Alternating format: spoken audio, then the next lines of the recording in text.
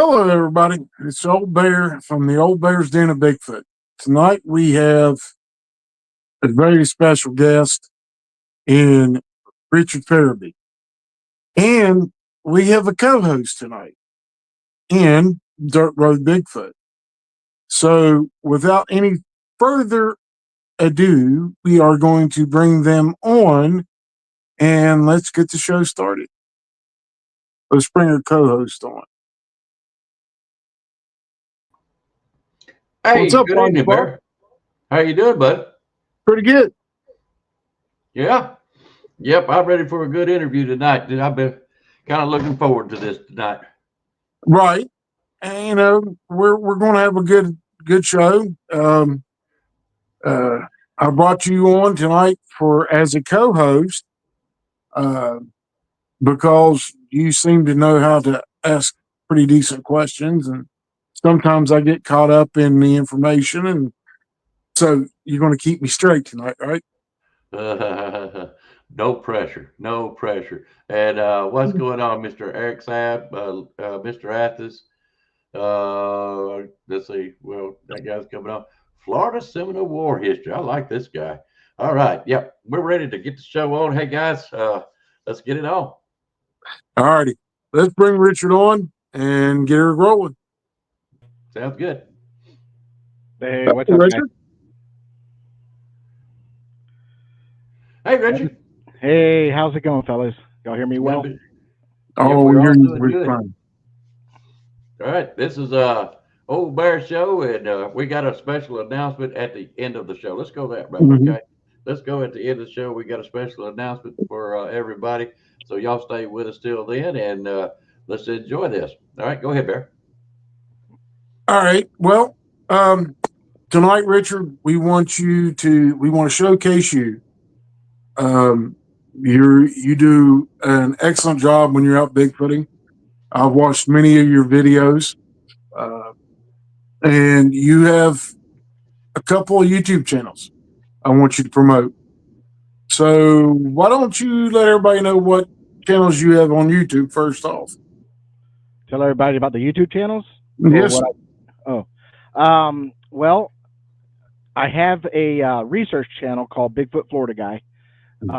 Usually, if you just type in BFFG, it comes up. There are competitors out there. But Bigfoot Florida Guy is the name of the channel because I'm here in Florida. And, I would say 95% of my research is here. I'm in South Florida. I'm south of Orlando, but more centrally located. So I'm not the beaches guy or the Disney World guy. I am the woods and swamps and stuff like that. You can see it in the videos. I get in some pretty nasty areas sometimes where I have to wear rubber boots to get where I need to go, or I break a lot of brush to get to where I need to go and stuff like that. So where I live, it's a beautiful area. It's very calm. It's very quiet. In 10 minutes, I could be downtown, but yet, and downtown, when I say downtown, my entire county only has 100,000 people. So versus, let's say, Broward County, where everybody knows Fort Lauderdale and all that, that's 2 million.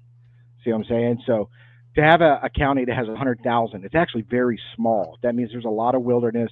We have a lot of pastures and cows and orange groves and farming. We grow a lot of tomatoes here, not just oranges, a lot of tomatoes, watermelons, stuff like that. So more of an agricultural county, and just a great place to raise kids and have a life. We don't have the crime. I mean, we do have crime, and it's definitely different now than it was when I was a kid.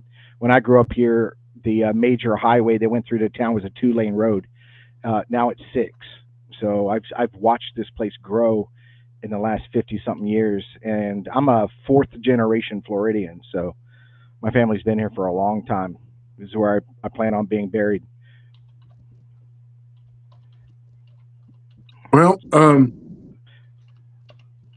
then the other thing I have is, everybody knows Johnny Two Bears. He's with Sasquatch Encounter Brigade.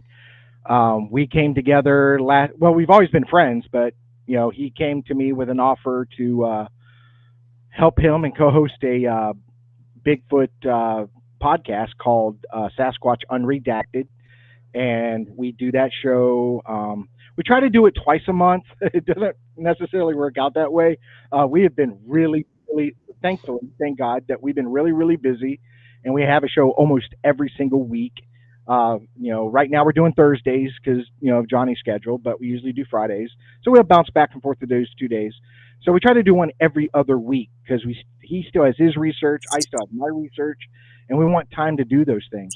But yet we've been inundated with people wanting to be on the show and talk to us and stuff like that. So we go 6 weeks straight with a show before we get a weekend break, and then we'll do like 3 shows in a row again, and then have a weekend break. And it's just been it's been overwhelming, but it's been a good overwhelming. It's one of those things you can't complain. And we've had some amazing guests, and we look forward to another.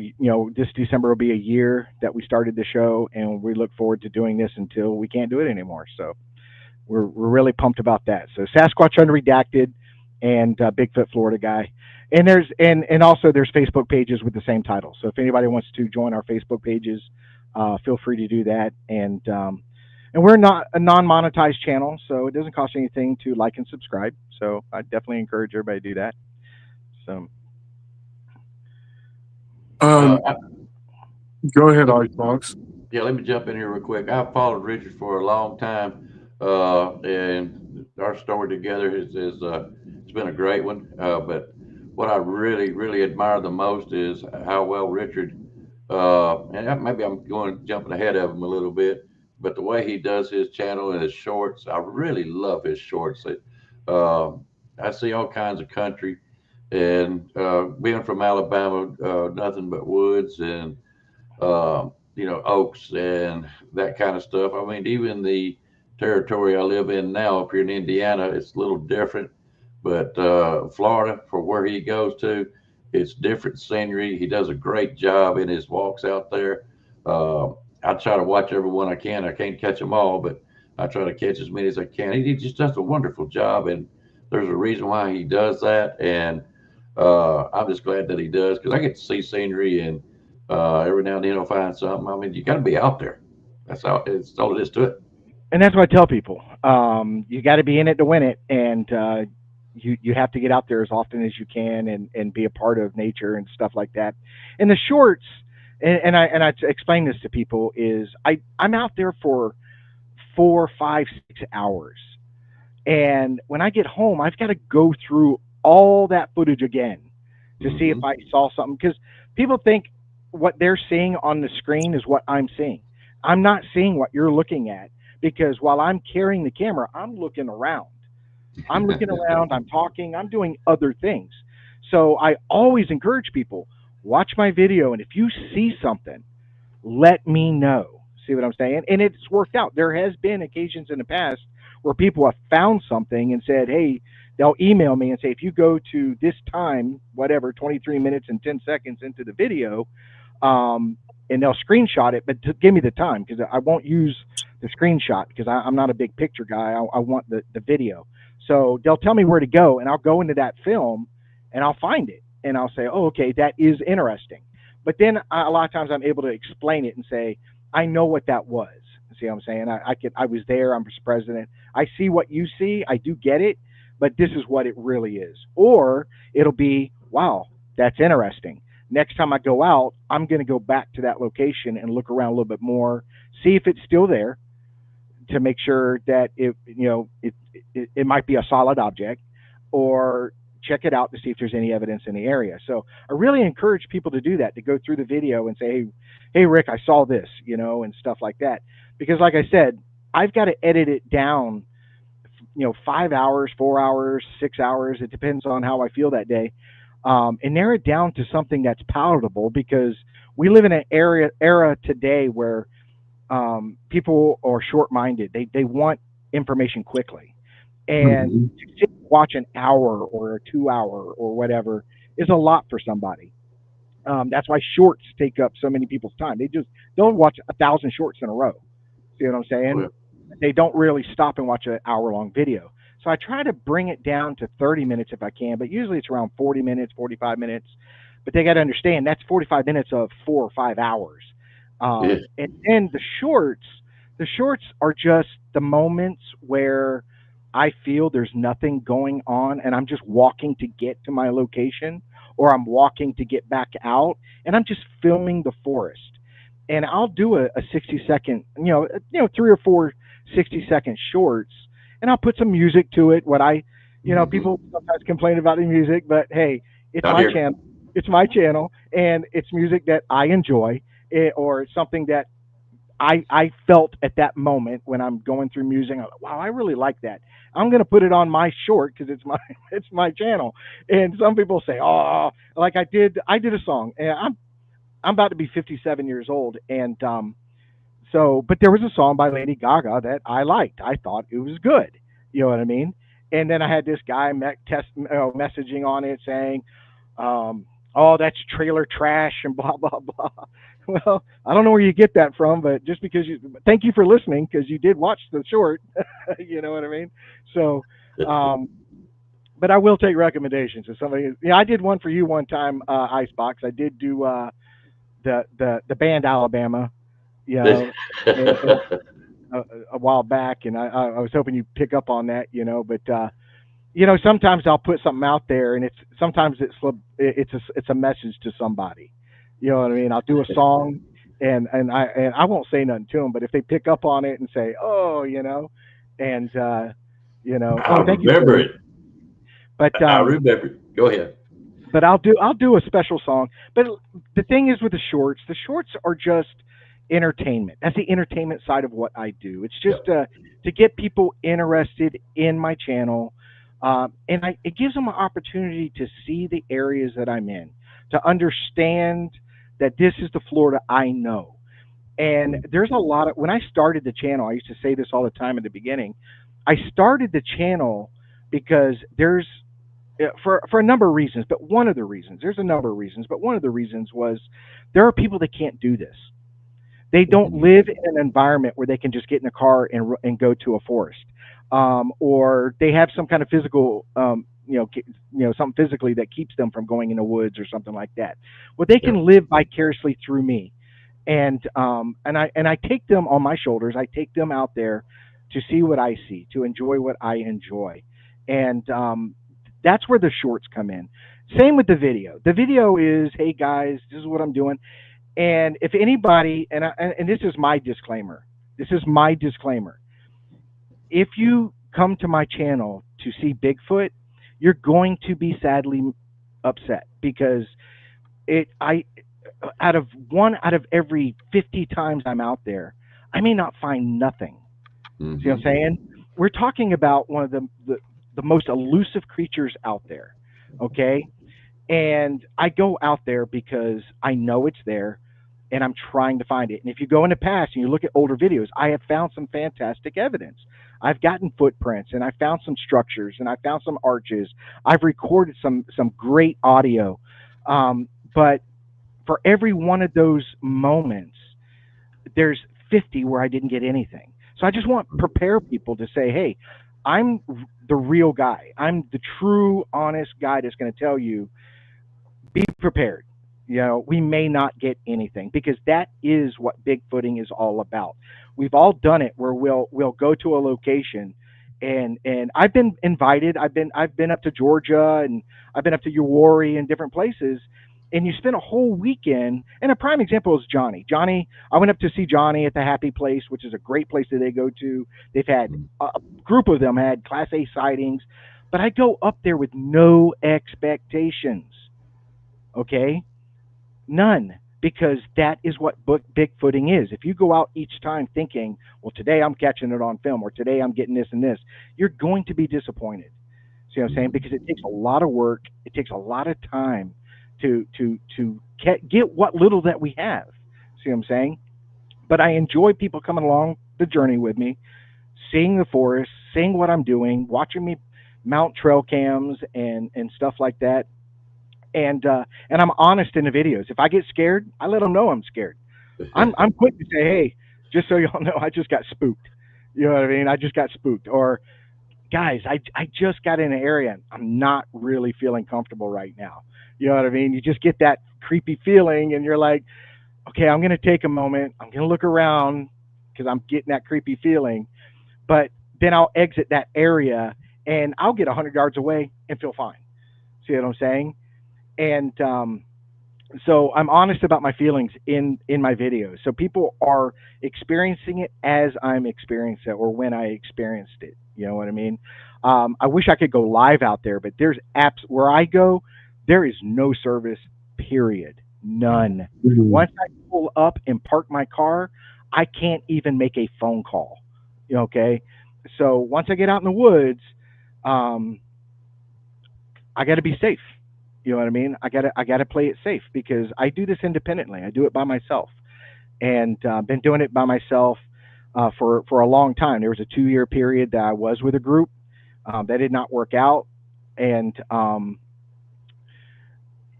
back to being independent again, doing my own thing, doing what I want to do, and doing it the way I want to do it, and stuff like that. And so when I get out there, I let people know, hey, I am by myself. I've had people message me saying, dude, you're stupid. Why are you out there by yourself? It's so dangerous. And I said, I agree with you 100%. This is stupid. You know what I mean? But there's times I lay in bed and I'm like, it's 6 o'clock in the morning. That's usually when I get up to get ready to go. And sometimes I'm lazy. Sometimes I'm like, man, I just want to lay here because the bed's so comfortable. But then I think, man, I know this thing is there. I've experienced this thing. I've got to get out there, and it just motivates me. I just get this feeling in my gut, and I get up, I get dressed, but once I'm out there and I'm walking, I feel a lot better. I feel a lot better. So I want to say hi to Joanne. She is such a sweetheart. She's being really nice. Sharon and we got Sunshine. Yeah. Yeah. Yeah, I want to do the same thing. Amy Sandra Piper, Emma Johnson, Kenneth. Sandra's been around a long time. People don't realize Sandra's been around a long time. I remember Sandra all the way back when we were doing stuff with Carrie Arnold. So she's been around for a while. So she knows what's going on. She knows the world. Yeah, she's been around since I've had my channel on YouTube. So, and that's 2019. Yeah, she was one of the first ones to come in on my channel. Yeah, she's a sweetheart too, And Sharon lives in another country. Okay, I forget where it is. Sharon, put it up there again. I think it's Belgium or something like that. But I can guarantee you, I can set up the channel for that night show. Bam, Sandra's the first one to say hi, guys. She's the first one on there every time, man. Gotta love her. Fantastic. So when you go out, Richard, and I've watched you go out, quite a few times through your videos. When you go out and you get that gut feeling that, something's not right. I've seen you do it. You mentioned it. But the question I have for you is, when you get that feeling, is it a particular area that you've been to that you keep getting the same feeling, or is it just sporadic? It's both. There was one that really sticks out is me and another person were out in my research area. It was really weird. This is a neat little thing that happened to us. So there's this one trail that we have to take. And at this time, we had never been down to the end of this trail. We've been down it a little ways and stuff, but never all the way down it. And me and him started walking down this trail side by side. It's probably about the trail's probably big enough for a vehicle to drive down, but two people, plenty of room for us to walk shoulder to shoulder. So we're walking side by side and we're talking and stuff like that. And we both got quiet and we were just walking. And I don't know who said it first, but we both looked at each other and said, dude, I'm not feeling comfortable right now. I feel, not good, like danger. And then, he said, or I said, one of us said it first, but the other one agreed and said, yeah, I know what you're saying. I felt it all of a sudden too. So we stood there for a minute. We walked around. We looked. We didn't progress down the trail. We just walked around the area that we were at. And we decided, let's turn around and go back. You got to listen to your gut sometimes. Right. So as we're walking back, um, I mean, a 180, we're going right back the same direction we get. And like I said, it's not a very big trail. There was this branch that was laying in the middle of the trail that was not there when we came past it.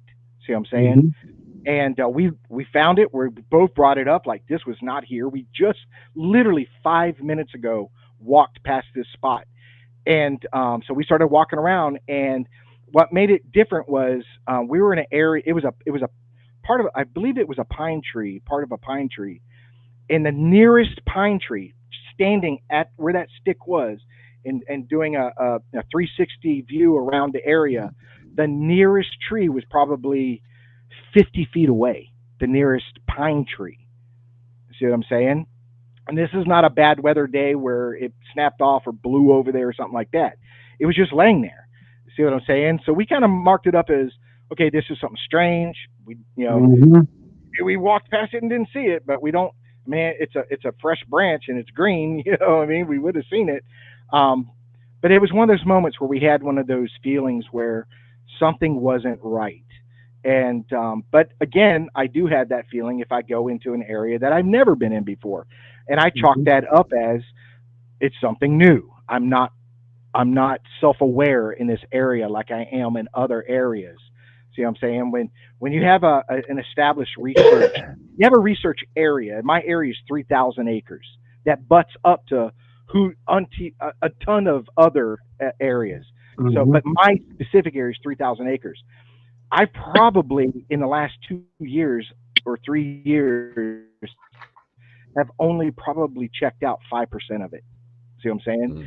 So I get used to the area, the spot. Now you have a research spot in that 3,000 acres, Mhm. a spot where you found prints or you found structure, or you found something, or you recorded something, and you keep going back to that place for a while until you wear it out, and then you'll move on to another area.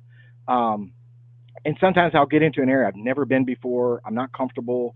Um, so I'll get that feeling, but I got to rack that up just to nervousness, not being self aware for that particular area instead of a spot that I went to all the time. You know what I mean?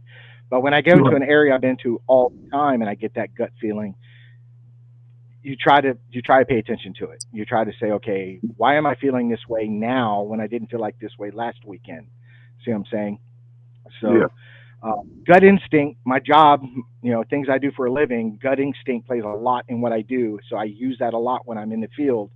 And when something doesn't seem right, something doesn't feel right, you gotta pay attention to it. It doesn't necessarily mean you're in danger. It just means you gotta pay attention to it. You know what I mean? Because that might be the Right. moment something happens. That might be the moment. So, Man. but Well, what's what has been your worst experience while you've been out bigfooting, if you don't mind? that's easy. That's really easy. And I'm not even including the encounters that scared the crap out of me. I think the worst thing that's ever happened to me was I got lost. And I got way out there, and it was a very swampy area. And Mhm. I was taking all the dry areas to keep dry and work my way back. And I think by doing that and constantly changing my direction all the time to follow dry areas, Right. um, I must have got discombobulated, and it started to get dark. Where not dark, but got that point in the day where you knew you only had a couple hours of sunlight left. It's probably Mhm. time to start heading back to the vehicle, and I couldn't find my way out. I thought I knew, and I started heading in that direction, and all of a sudden, water got thicker, woods got thicker, and I was like, "This is not the way I came in." So I made that rookie mistake, and I just changed directions again, and I changed directions again, and it just as I was out there, things were getting worse. The swamp was getting deeper, from dry land to about knee deep, in water, Mhm.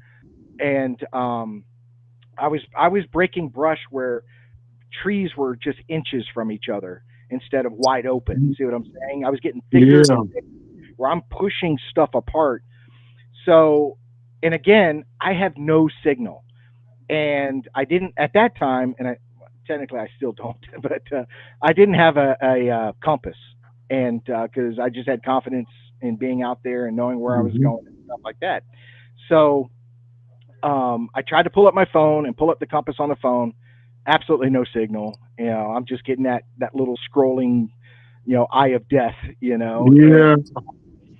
but I knew if I could go east, and I knew where the sun was going down, so I knew what east was.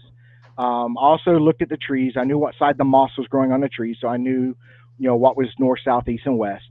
So I determined what east was, and I just started going east, and it didn't matter what was in my way. I was going to continue in the straightest pattern that I could possibly go, Mhm. and I knew that if I kept going east, I knew there was a dirt road. I knew that without a shadow of a doubt. So I started just doing that and breaking brush and continuing in that direction. And then at one point, I got a temporary signal on my phone, and sure enough, I was heading east. So I was happy I was heading east, but it wasn't a good enough signal where I could pull up Google Earth or something like that to find out where I was. Um, so I started going east, and now it was dark. I mean, I got my flashlight on, and I'm breaking brush, and I'm working east, and then all of a sudden, I heard a car, and that was the greatest thing in the world to hear. I heard a vehicle going down that dirt road, and I just started heading towards that noise.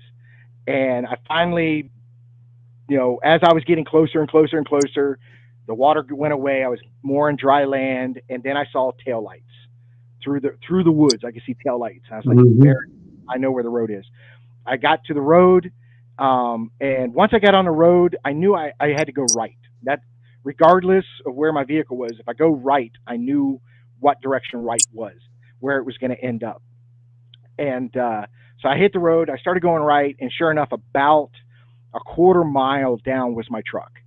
So I was able to get in my truck, and everything was fine and stuff like that. But I truly thought it was going to be a night where I was going to have to prop my back up against a tree and spend the night out there. So,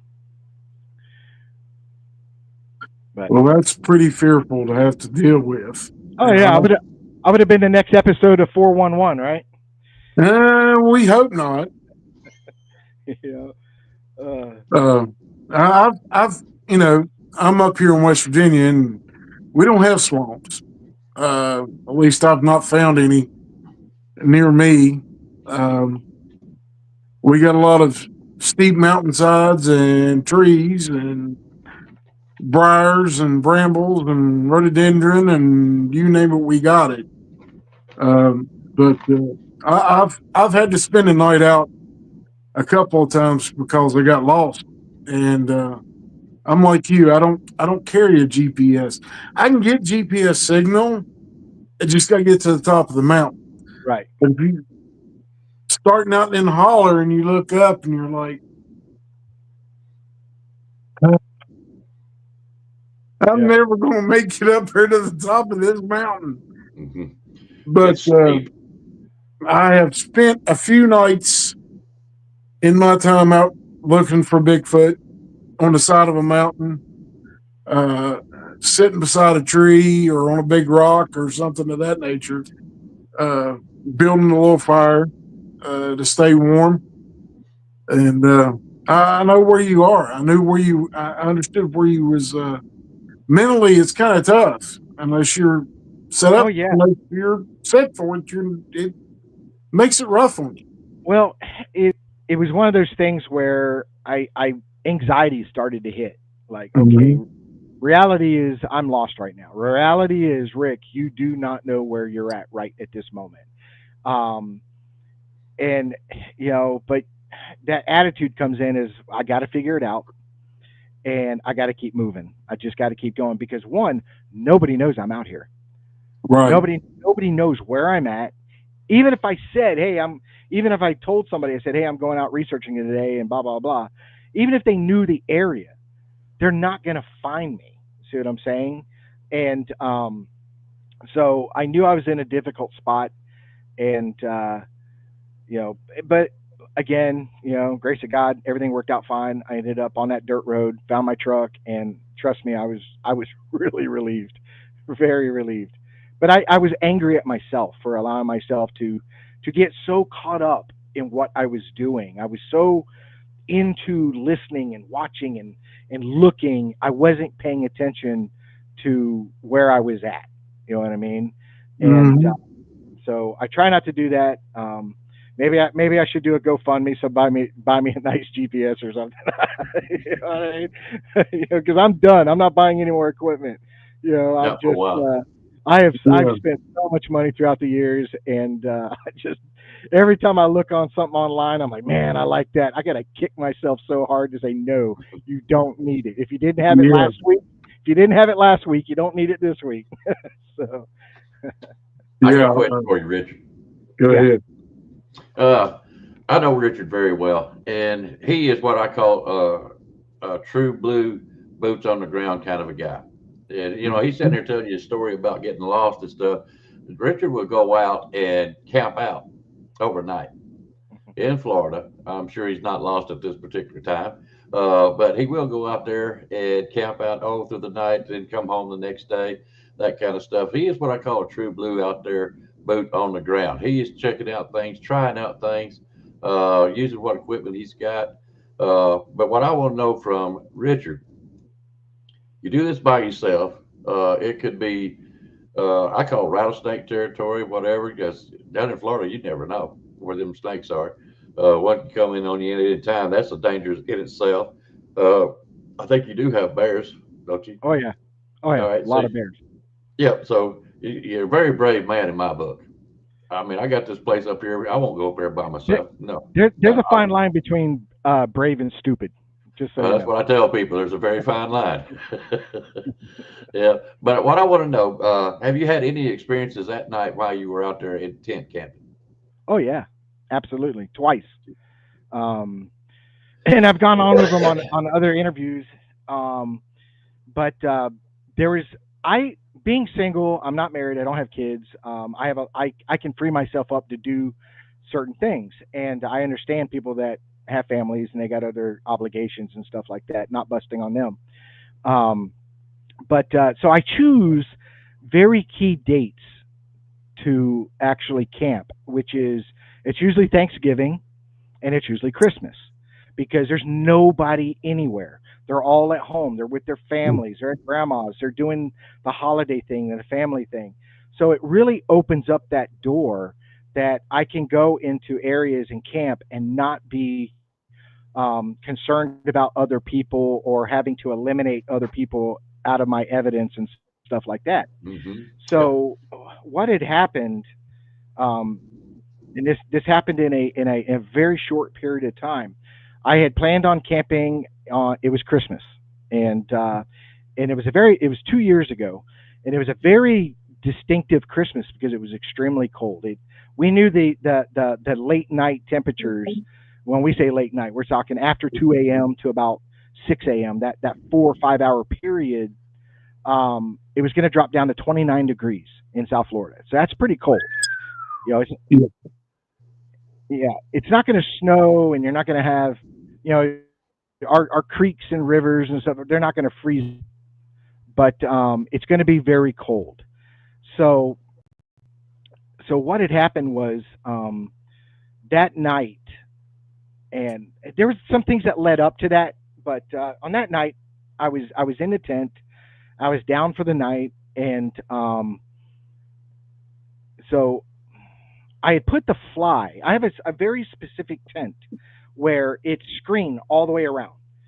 Okay, the only solid part of my tent is from the floor up to about maybe 18 inches. Okay, so I can see 360 degrees around me at all times, and I chose that tent for that reason, so I can see outside the tent at night at all times. But it was so cold, I put the fly on, and the fly covers all that screened in area. See what I'm saying? But I needed to keep the cold air out of the tent, and so I got in my tent and I got down to my bare necessities, if you know what I mean, because cold weather training tells you don't sleep in clothes. You get down to your skivvies or whatever, and you get in your sleeping bag and a blanket or whatever you're using, both, and so I went to sleep. And so I was sleeping. I don't know what time it was. It was pretty late. It was pretty cold. And all of a sudden I heard something at the foot of at my feet at that end of the tent, and it was rubbing the roof of my tent, just rubbing that fly. I can hear it just it's a very distinctive sound when you rub the side of a tent. You know, that nylon gives you a very distinctive sound. So I knew what the sound was, and now I determined where it was coming from. It was coming from the roof. Okay, and it worked its way from my foot all the way down the side of the tent to my head, and then back again. You know, so at that point, I'm pretty nervous. I'm like, oh my god, you know what I mean? So I slowly creep out of my sleeping bag, and I roll it off to the side, and I grab my phone and I grab a flashlight. Okay, because whatever this is, I'm gonna catch it. You know what I mean? And I can steady hearing it just rubbing the roof of the tent. And I don't have trees or anything on my tent that could be rubbing or anything. There's no trees around my tent. I try not to camp underneath a tree in case a branch decides to fall and kill me or something. Widowmaker. Yep. Yeah. Mhm. So I'm sitting there and I'm at the door of the tent. I've got my phone in one hand, a flashlight that could light up the moon in another hand, and my fingertips on the zipper. Okay, and so I'm sitting there waiting for the right moment to, as quickly as I can, try to get out of this tent. And at that point, I heard my cooler get picked up and walked away with, because I can hear everything in it shifting back and forth. I can hear it like you're walking with it, that things are moving back and forth inside the cooler. So I knew something was walking away with my cooler. Now this is my first night out there, and I'm expected to be out there for 3 days, and that's all the supplies I have is in that cooler. That's it. You know what I mean? So at that point, I'm freaking out, like, oh my god, it's got everything I need to survive. You know. So as quickly as I could, I try to unzip the zipper and get it open. And I jump out of the tent and I hit the flashlight, and it's gone. Whatever it was, dropped the cooler and was gone by the time I could get out of that tent. So I'm in my underwear in the woods with a flashlight and a phone. So if anybody had ever seen me out there, they'd say this guy just flipped the lid. So I'm scanning everywhere with the flashlight. I'm looking in the woods. I'm going around my tent. I see the cooler. It's about 20 feet away from where it was before, which was right outside the tent. Was where I kept the cooler, and in case I needed something in the middle of the night, I didn't have to go far to get it. Mhm. So I'm flashlighting around. I'm trying to tiptoe through whatever debris is on the ground, grass and stuff, trying to figure out what was going on. I didn't see any prints or anything. It's very hard ground and a lot of leaf litter, so that'd be very difficult. And hey, Steven, how you doing, buddy? So I get back and I take the cooler and I put it in the truck and I shut the truck and lock it. And then I got this nervousness about me that, okay, whatever it was is gone. It's fast. I didn't catch it. Then that creepiness came in. Is like, what if it went up? So now I'm scanning. Now I'm sitting there flashlighting all the trees and stuff like that to see if maybe whatever it was went up into the trees and stuff like that. Didn't see anything. Like I said, I put the cooler back in the vehicle, or put it in the floorboard of the vehicle, and went back to my tent and everything. And I'm not going to say I had a good night's sleep. I think at one point exhaustion finally kicked in. I did finally fall asleep. And when I got up the next morning, I walked around again, checked everything out. Again, like I said, I didn't find any prints or anything like that. I walked around the tent. I looked at the roof of the tent to see if there was anything on the tent itself. I went to the cooler to get something out of the cooler, and there were, and I still have the cooler, deep, very deep scratch mark, like a fingernail or something scratched the side of the cooler. And this is a brand new cooler because at the time I didn't have one, and I knew I was going to be out there 3 days, so I went out and bought a new cooler. And you can see this. It's about, I don't know, 4 inches long. This scratch, very deep. into the side. Like, I don't know if it was the side of a thumbnail or something when you grab something or whatever. But and there was just some other scratches, but there was one that was just very deep and very very long, like it grabbed it and scraped the side of it. Um, but for the next couple days I was out there, it was completely uneventful. So, and that was Christmas. So the next opportunity rose was in February. So I decided to go back out there in February. And and I got the exact same spot.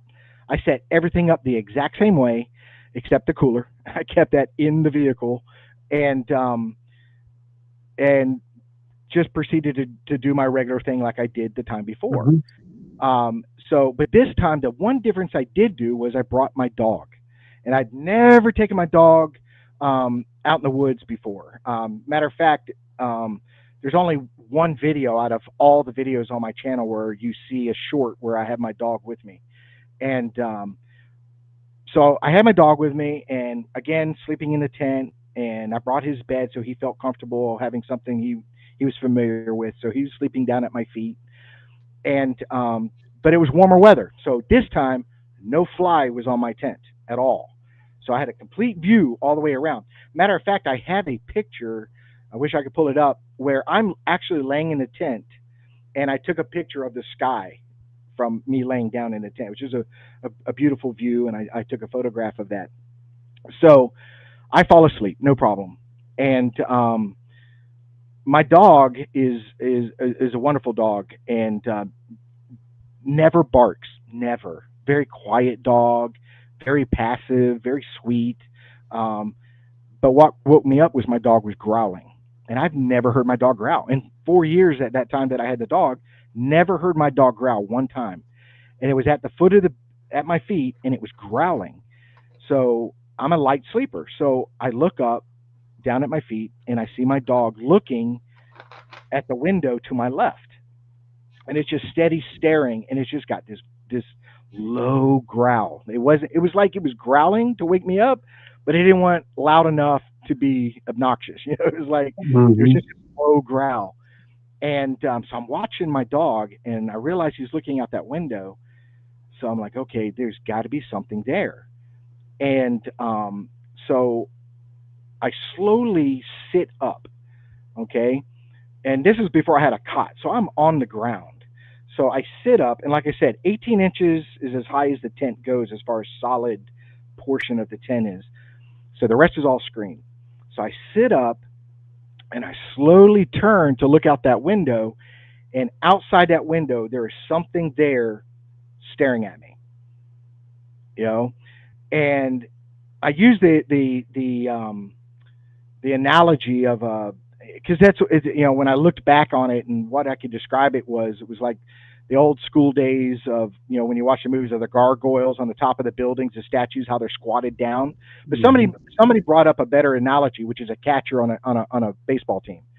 So that's perfect as a catcher. It was whatever it was. I got the feeling it was squatted down and it was looking at me. But it was so dark I couldn't make out features because it was just dark. It's like at night if somebody's walking down your driveway, you can tell somebody's walking down your driveway. You just don't know who it is until they get closer, and you're like, hey, buddy, whatever. I couldn't see any facial features. I could just see the outline of something staring at me through this window. And so my heart's moving. I mean, I'm just anxiety has kicked in really heavy. So again, I reach down and I grab my flashlight, which I have over here. It's a very powerful flashlight, and I'm like, I'm blasting this thing right in the face, and I'm gonna see whatever this is. I didn't realize that was my biggest mistake. I did not know. It just something dawned on me. It was going to work, but it was after I did it. It did not work because I slowly brought it up, and when I hit the button, all I got was that light back in my face. It just ricocheted Great. off the side of the tent right back in my face. I didn't see it; just blinded me, and whatever it was shoved my tent, literally shoved that side of the tent in I would say at least a foot. I mean, I saw the whole side of the tent move in, and whatever it was took off. So my dog freaks out. He's running behind me, supposed to protect me, but it's behind me, and I'm trying to get him off of me, and he's all over me. I'm trying to push him off to the side, and I get out. I open up the tent, and of course, whatever it was long gone. But whatever it was, I don't know what it was to this day. But I definitely, when I was looking at it, I could see ahead. I could see the outline of what I would consider a person. You know what I mean? It was it was shoulders and a head. See what I'm saying? As far as height or anything, I can't tell you. It didn't. It looked like it was bigger than me, but it wasn't astronomical. It wasn't like 4 foot wide and or whatever. It looked larger than me, but that could have just been my perspective at that time when I'm looking at it. But whatever it was it shoved to the tent, took off, and that was an extremely exciting moment for me. You know what I mean? Adrenaline was pumping after that. But did you rename the dog Scooby Doo? no, I just I missed the dog. I ended up having to rehome him after having him. I actually adopted him from Puerto Rico, Yeah. and this was back when I was married and I was living in Fort Lauderdale, and my wife was from Puerto Rico, and the hurricanes hit down there, and they were looking to relocate animals down there that were displaced from the hurricane. So they had flown a lot of them to Broward County, and so we went and adopted one, and had him. I had him for a long time. He was a wonderful, wonderful dog. But due to my job, after the divorce, I got the dog, of course, and I know my priorities. So but with the hours I was working, some days I was working 16-hour days, 7 days a week, and it was just really unfair for him to wait for me to come home and stuff like that. And when I'm home, I'm tired. I need to get some sleep because in 8 hours I got to go back and stuff like that. And I just one day woke up and felt that if I'm going to be a responsible dog owner, and as much as I love animals, I need to do the right thing. So I found a senior couple that needed a pet, and he's wonderful with people and kids and everybody. So he got a really, really good home. He did. So. Go ahead, Bear. Richard, you were talking about the experience that you had looking through the side of your tent, and something come to mind. I've noticed this about you. You don't speculate as to what you saw. You said it looked like, you saw a head and shoulders, and, it looked like a human figure. It didn't look much bigger than you. And that's one of the attributes about you that I like the most. You don't jump to conclusions. You try to analyze everything that you see or hear, and you don't make it as it's Bigfoot every time. Correct. And I applaud you for that, because in this day and time, everybody wants to go, they see a stump and it's a Bigfoot. Right. But the question I have for you, if you did speculate, what do you think was there? It's hard for me to go there. I know. I can look at it and say, okay, whatever it was definitely hominid. It was either some dude that should not be out there late at night where I'm at, you know what I mean? Or it falls in that unexplained area. And the reason why I don't, and a lot of people, they watch my videos and stuff like that, and I never, ever, ever claim Bigfoot, because I didn't see it do it. You know what I mean? If I find a tree structure or I find a footprint, I will document it. I will measure it on camera. I will do everything, but I let the viewer decide on what they think it is. I don't want to lead anybody into what I think it is. Okay. Now I can walk Mhm. away going, I think I know what that was, but it's my opinion. I'm not an expert, and it's my opinion don't matter. I want them to form their opinion on what I showed them Mhm. and what they think it is, and I don't make any claims. So on that incident, the whatever it was head and shoulders. That's what I could see because the rest of it, was low enough that there was no more background to light it up, so I couldn't see the rest of the body.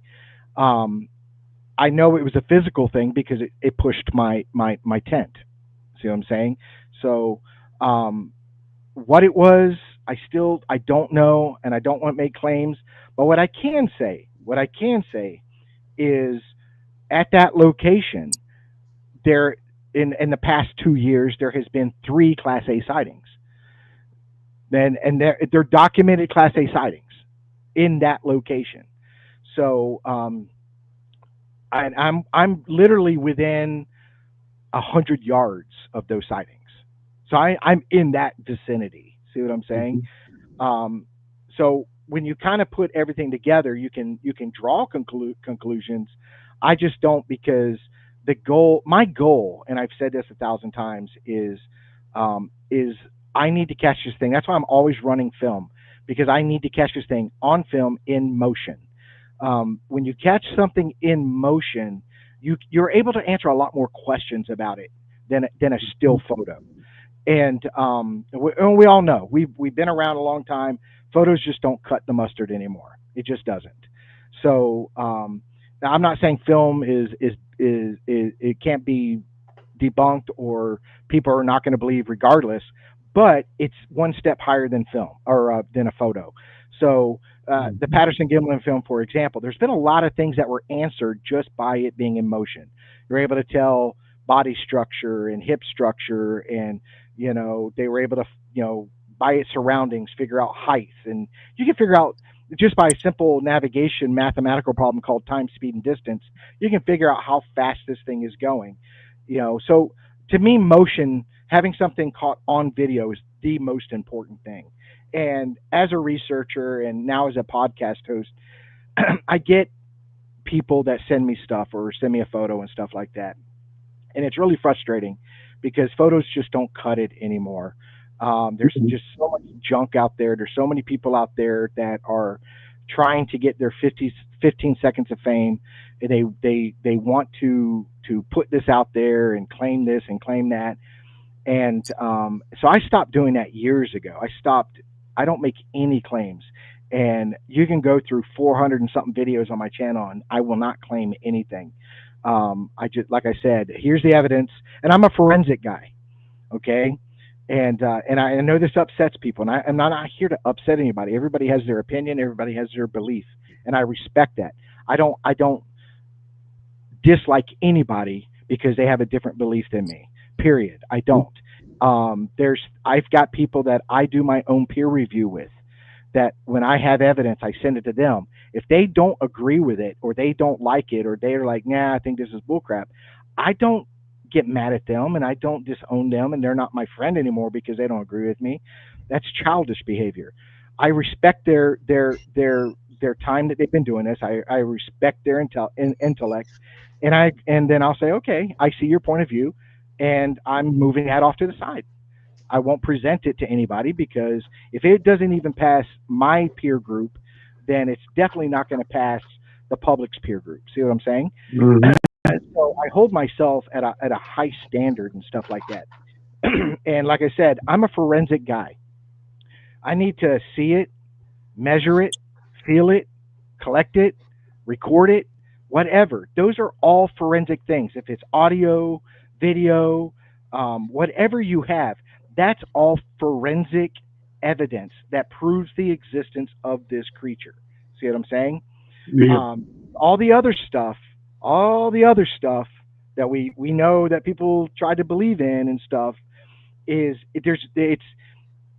I love this quote, and I've used it 100 times, and I always give Dr. Jeff Meldrum the credit for the quote. But he made the comment: "Is you can't prove an unknown with an unknown." Okay, and that is so true.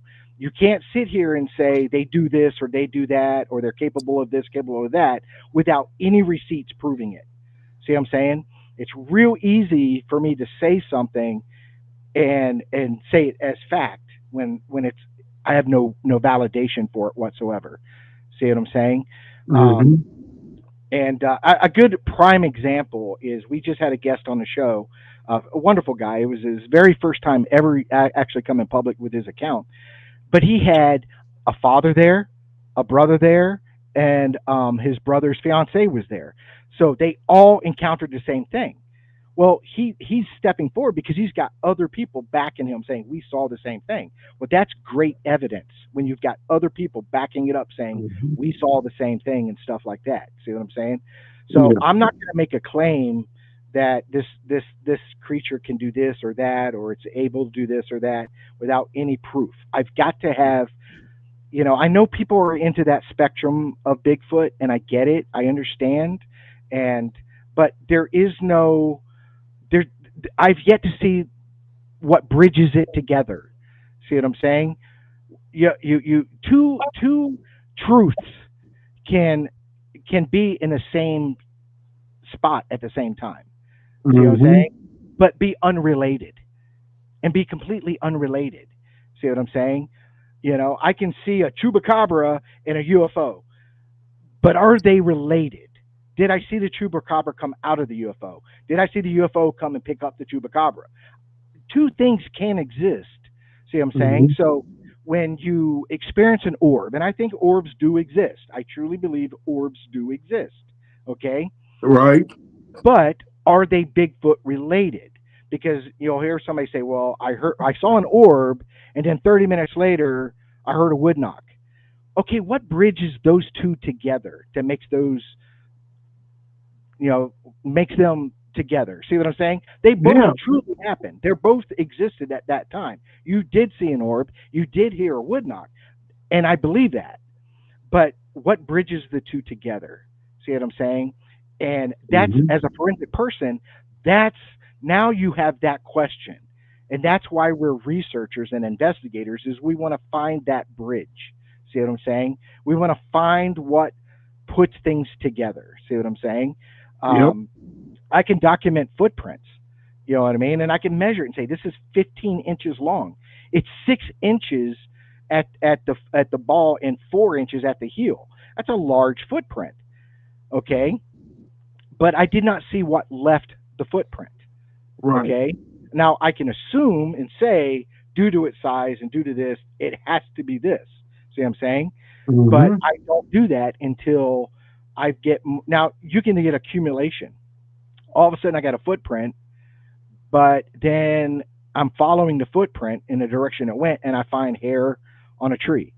Then I continue to follow the footprint, and I find, you know, a structure, or I find something else. See what I'm saying? That's Mm-hmm. what investigation's all about: is finding all the evidence and trying to put it together to come to a conclusion.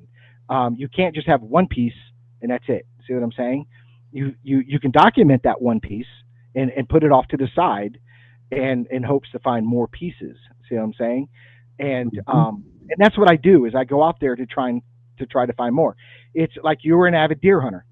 I used to be an avid deer hunter. That's what got me into this was an encounter while I was out looking for deer. Mm-hmm. When you're looking for a deer location, you're looking for signs. You're looking for Right. rubs. You're looking for scrapes. You're looking for prints. You're looking for sheds. You're looking for food sources that deer like. You're looking for all this stuff to say, this is a good area to put my deer stand because deer are coming through here. See what I'm saying? Mm-hmm. Now the only mathematical thing you got to find out is what time are they coming through there? You know what I Mm-hmm. mean? You know, so you took a number of different things to come up with that conclusion. But if I just Mm-hmm. found one rub, but I didn't found anything else, see what I'm saying? That's not enough. Or if I just found the hoof prints of a deer, not enough. See what I'm saying? I'm looking for a multitude of things to say. This is a really good area. They're visiting it frequently. They're spending a little bit more time in this spot than they are anywhere else. So that makes for a very, very good hunting area. It's the same with looking for Bigfoot. I use those same skills when I'm looking for Bigfoot. I'm looking for accumulation of evidence, and I found areas and that all these things come together, and I'm like, this is a good spot. So then my initial thing is I'll leave audio, and I'm not a big audio guy because not I think audio is fantastic. It's just it's so time consuming to go through afterwards. You got to if you record for 36 hours, you got to listen to 36 hours, and so it's really time consuming. But I'll leave audio out for a week. I'll come back, I'll get the audio, I'll review the audio, and then I'll hear things and stuff. And I'm like, okay, that was interesting, or that was really cool, or that was whatever. And then at that point, you know, if you decide if you want to put trail cams up, or you want to, you know, some people like to you know, put bait out, you know, if it's peanut butter or apples or whatever it is and stuff like that. I don't personally do that, only for the simple fact is, um, I don't want to fit into their schedule. I don't want and a lot of people do it and they got great success. I'm just talking about me, okay? Because I don't feed any animals in the woods, none. I don't feed squirrels. I don't feed rabbits. I don't feed deer. I don't feed none of them. I want them to continuously to be able to fend for themselves naturally. So I don't want to bring them out there and leave it and stuff like that. You know what I mean? But you can leave up trail cams and stuff. We did it one time. We put up some trail cams in a very viable area, and we put apples out in front of the trail cams. So we go back and we review the footage, and the apples are gone. But there's no footage of anything that came in and got the apples. Nothing. But the apples are gone. You know, and we piled like, I don't know, I think it was like 3 or 4 apples together. So whatever had come in, it was right in front of multiple cameras. They were all focused in this one area. We got nothing. Nothing. See what I'm saying? But the apples were gone. You know what I mean? And when we walked in, we saw, hey, the apples are gone. We're going to have something on the trail cams. We can see on one photo apples. Next photo, no apples. Can't explain it. Don't know. See what I'm saying? You know what I mean? I'm not going to sit there and say, well, Bigfoot ran by at Mach 3, you know, or he cloaked himself, grabbed the apples and took off. I have zero evidence to support that. All I can tell you is the apples are gone. That's what I do. See what I'm saying? And I can say I didn't catch anything on the trail cam. You know what I mean? So, which is weird because I had my trail cam out not too long ago, and I didn't feel like hiking all the way out there to check the trail cam. Now, I was running on solar, so I wasn't worried about batteries or anything like that. I just wanted to make sure the trail cam was still on the tree because I have come out and found them ripped off the trees and stuff like that. So I just wanted to make sure the trail cam was still in place and everything was good because I'm still going to leave it out there for a few more days. So I decided to fly the drone.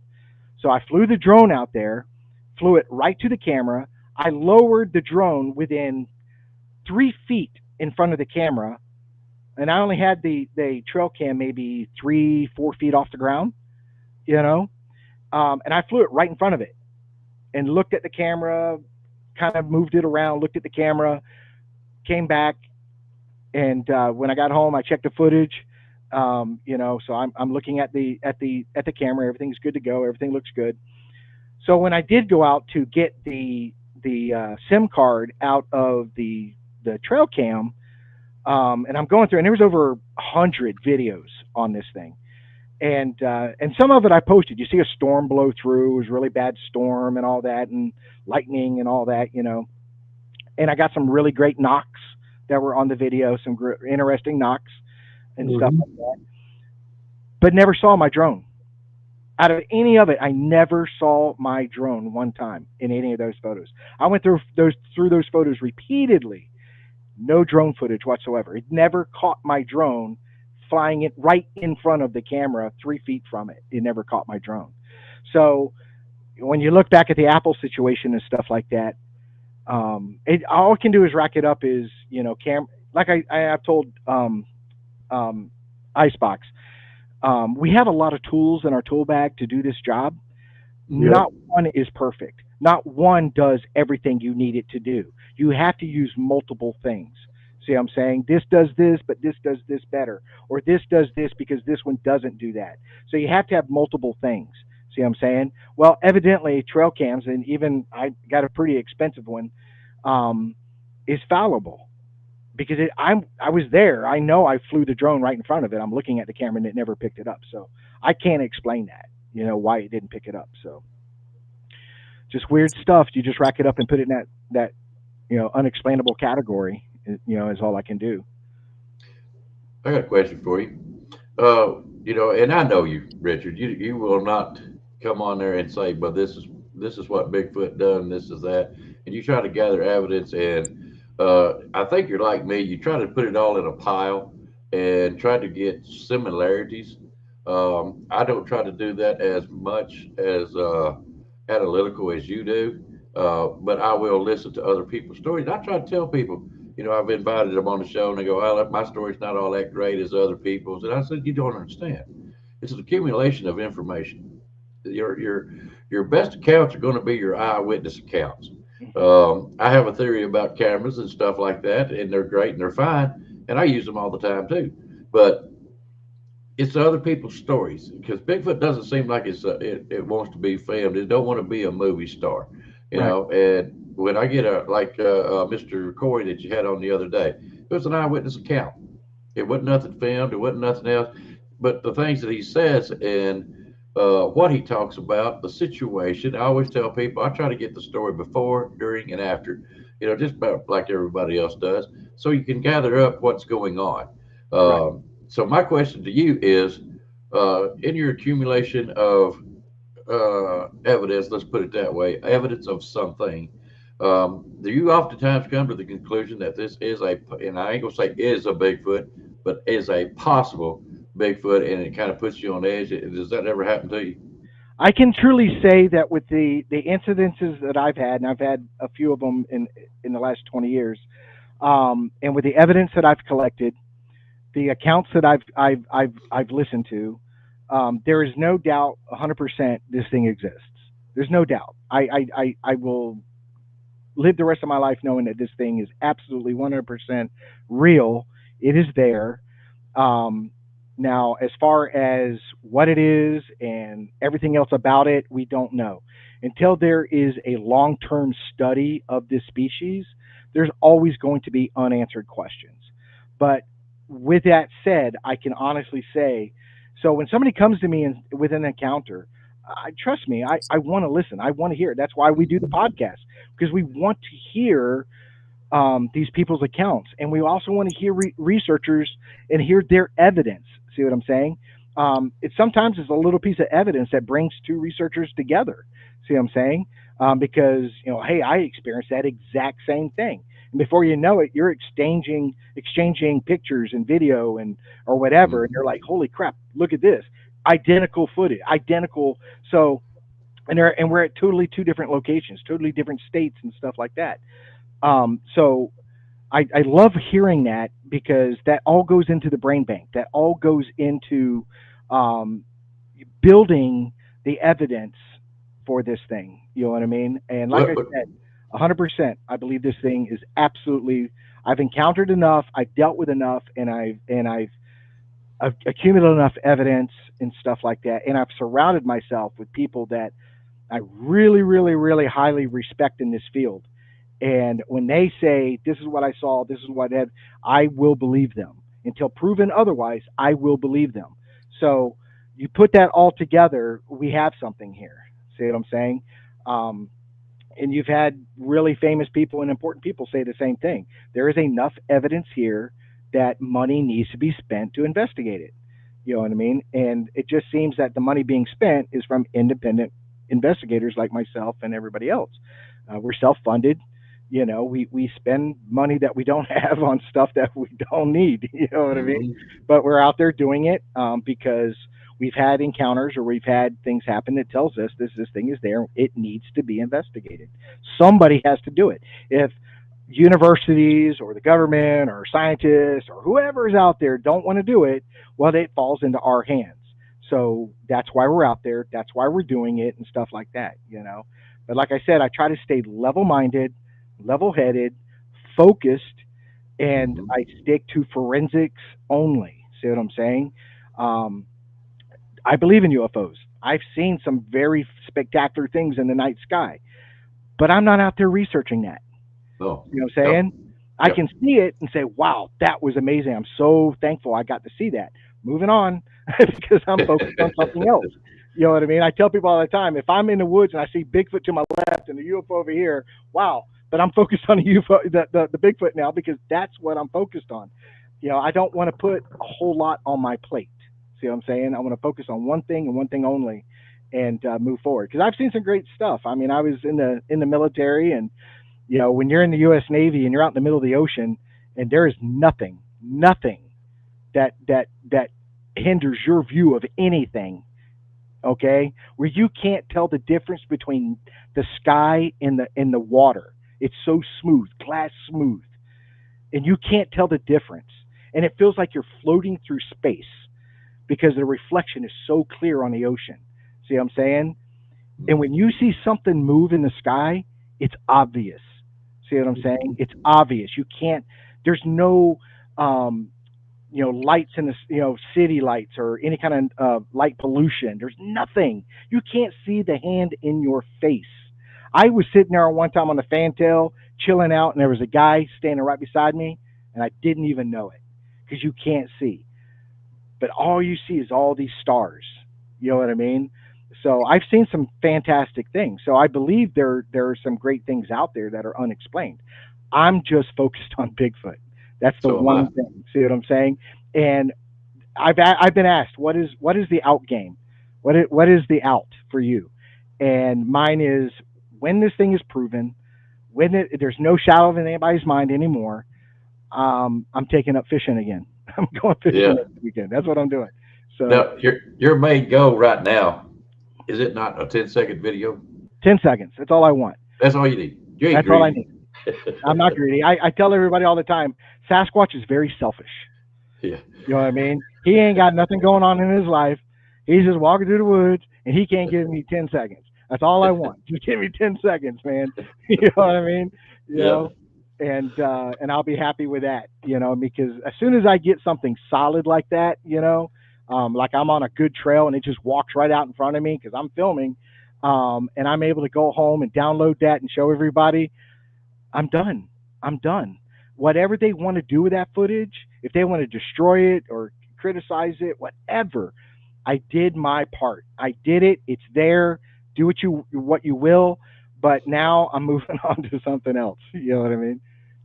And I want people to know that a lot of times when I feel like I found some evidence, me or my wife or whatever may, uh, be a questionable possibility. These two guys right here, Old Bear and Richard, are the first two that usually sees whatever evidence or whatever I think may be of significance. I run it by these two guys before you ever see it on the channel. Not that I'm worried about this or that. It's because, like you said, you got to run it through your peers. And if both of these guys agree that no, it's nothing, you just need to move on from that, you're not going to see it. You know, people make mistakes, and I'm lucky to have these two guys and some others, but these two will see it before anybody else. These are my go-to guys right here. Uh, and that way, if they say if one says yeah, the other one says no, or vice versa, it's a possibility. And you will get presented with it, and let you decide as far as my channel goes. And I feel like that's the best way to go. You run it through the people that do this all the time, and uh, that way you're not just out there shooting more air into the wind. You know what I'm saying? Right. But anyways, I wanted the chat room to know that you two guys are my go-tos before they ever see it. So when I do present it, there could be some validity to it. It's left up to you to have your own opinions. But these two right here are my guys. No, I appreciate that. You know. I do too. Um, so, Richard, there was we've been here almost an hour and 15 minutes now, and we kind of have an announcement we would like to make this evening. And formerly, I want to let everyone know that if you come to Salt Fork Primitive Campground on October 3rd and hang around, that man there in the top corner, my very good friend, and more like a brother than anything else, will be speaking. And Don't run folks off now. you see, Richard, what I have to deal with every time I talk to this man on the phone. He won't take a compliment. I mean, I'm just happy he's in a good mood after Alabama played today. well, you know, I wasn't Roll going to say Tide, nothing everybody. about Alabama, but you know, but anyway, I wear it proud, baby. I wear it proud. Icebox will be the first speaker, and we have Brian Barber coming from Michigan, and he's going to be a second. And I would like to introduce to the audience, to all of my friends here on my channel and the ones on Icebox's channel, to the third and final speaker. And we're saving you for last for a reason. You have a wealth of knowledge about what you've seen and what you've heard when you've been out bigfooting. And I just want everybody to know that we are privileged to have you at Salt Fork on the 3rd of October this year. And we're going to love every minute of it. No, I'm looking forward to it. I'm looking forward to it. It'd be a good time. You know, any opportunity to go to another location that's considered a hotspot is always a good thing. You know, to get out there and experience another area, another location, another terrain that I'm not familiar with, and stuff like that. So I'm really excited about it, and get an opportunity to talk to the people there and be a speaker and just go over what I've learned and what I've experienced. So I look forward to it. Well, I'm sorry. Let me throw a caveat in there. mhm. Now, this is all depending on Richard is self-employed contractor. Can't say what of and what with and all that kind of stuff. But he runs his own company and he has people that he has hired. So all his possibilities of being there depends on that. If everything is fine at work, he will be there. I just want everybody to know, yeah, we're announcing Richard is coming. We try to keep it down on the low, just in case, but we feel confident that he's going to be able to make it, and it still could be a chance. It's over a month away, yeah, we wanted to make sure that people knew he was coming, but there is a caveat just in case. We don't want anybody thinking anything, because he's got to pay bills. So if something happens and he don't get to show, that would be the only reason why. I just wanted people to know that before we moved on. Go ahead, Barry. Well, I tell people all the time, the only thing that prevents me from doing anything is work and health. So, yeah. Well, I want to send a message to the guys that work for you. Do not quit. If you do, we're going to find you and send you out into the swamps with the Bigfoot. Cut your fingers off. Never know. Yeah, I mean that's usually my biggest issue, is just maintaining the contract, in that I have the the personnel there to stay in compliance. So, and when it doesn't work out that way, it all falls in my lap, and I'm the one who has to step up and make sure that we're meeting that criteria, and that usually ends up me working a lot. A lot of people that follow me on the podcast or on the or on my research channel know that, where I'll tell them, I say, God, I've been working 7 days straight, 16-hour days, and I haven't been out in the woods because I'm working. I'm doing this, and this, because I don't get paid to do Bigfoot. It is in the end, and if you want to classify it as anything, it's a hobby. See what I'm saying? Because Mhm. I'm self-funded. I do it myself. I do it like other people go play golf. Yeah. This is what I do. I go out there and enjoy being out in the wilderness. So when I can fit it in, I fit it in. And there's things that prevent me from doing it. Like right now, it's just the heat. Now Yeah. temperatures are getting a little bit better, but it's our rainy season. And the last thing you want to do is be stuck in the woods in a lightning storm. And we're the lightning capital Mhm. of the world. So weather will hold me off. But as soon as weather's good and temperatures are good, and mosquitoes aren't so bad, because our rainy season is when the mosquitoes come out. Um, Yeah. Florida's a very, very difficult place to research in.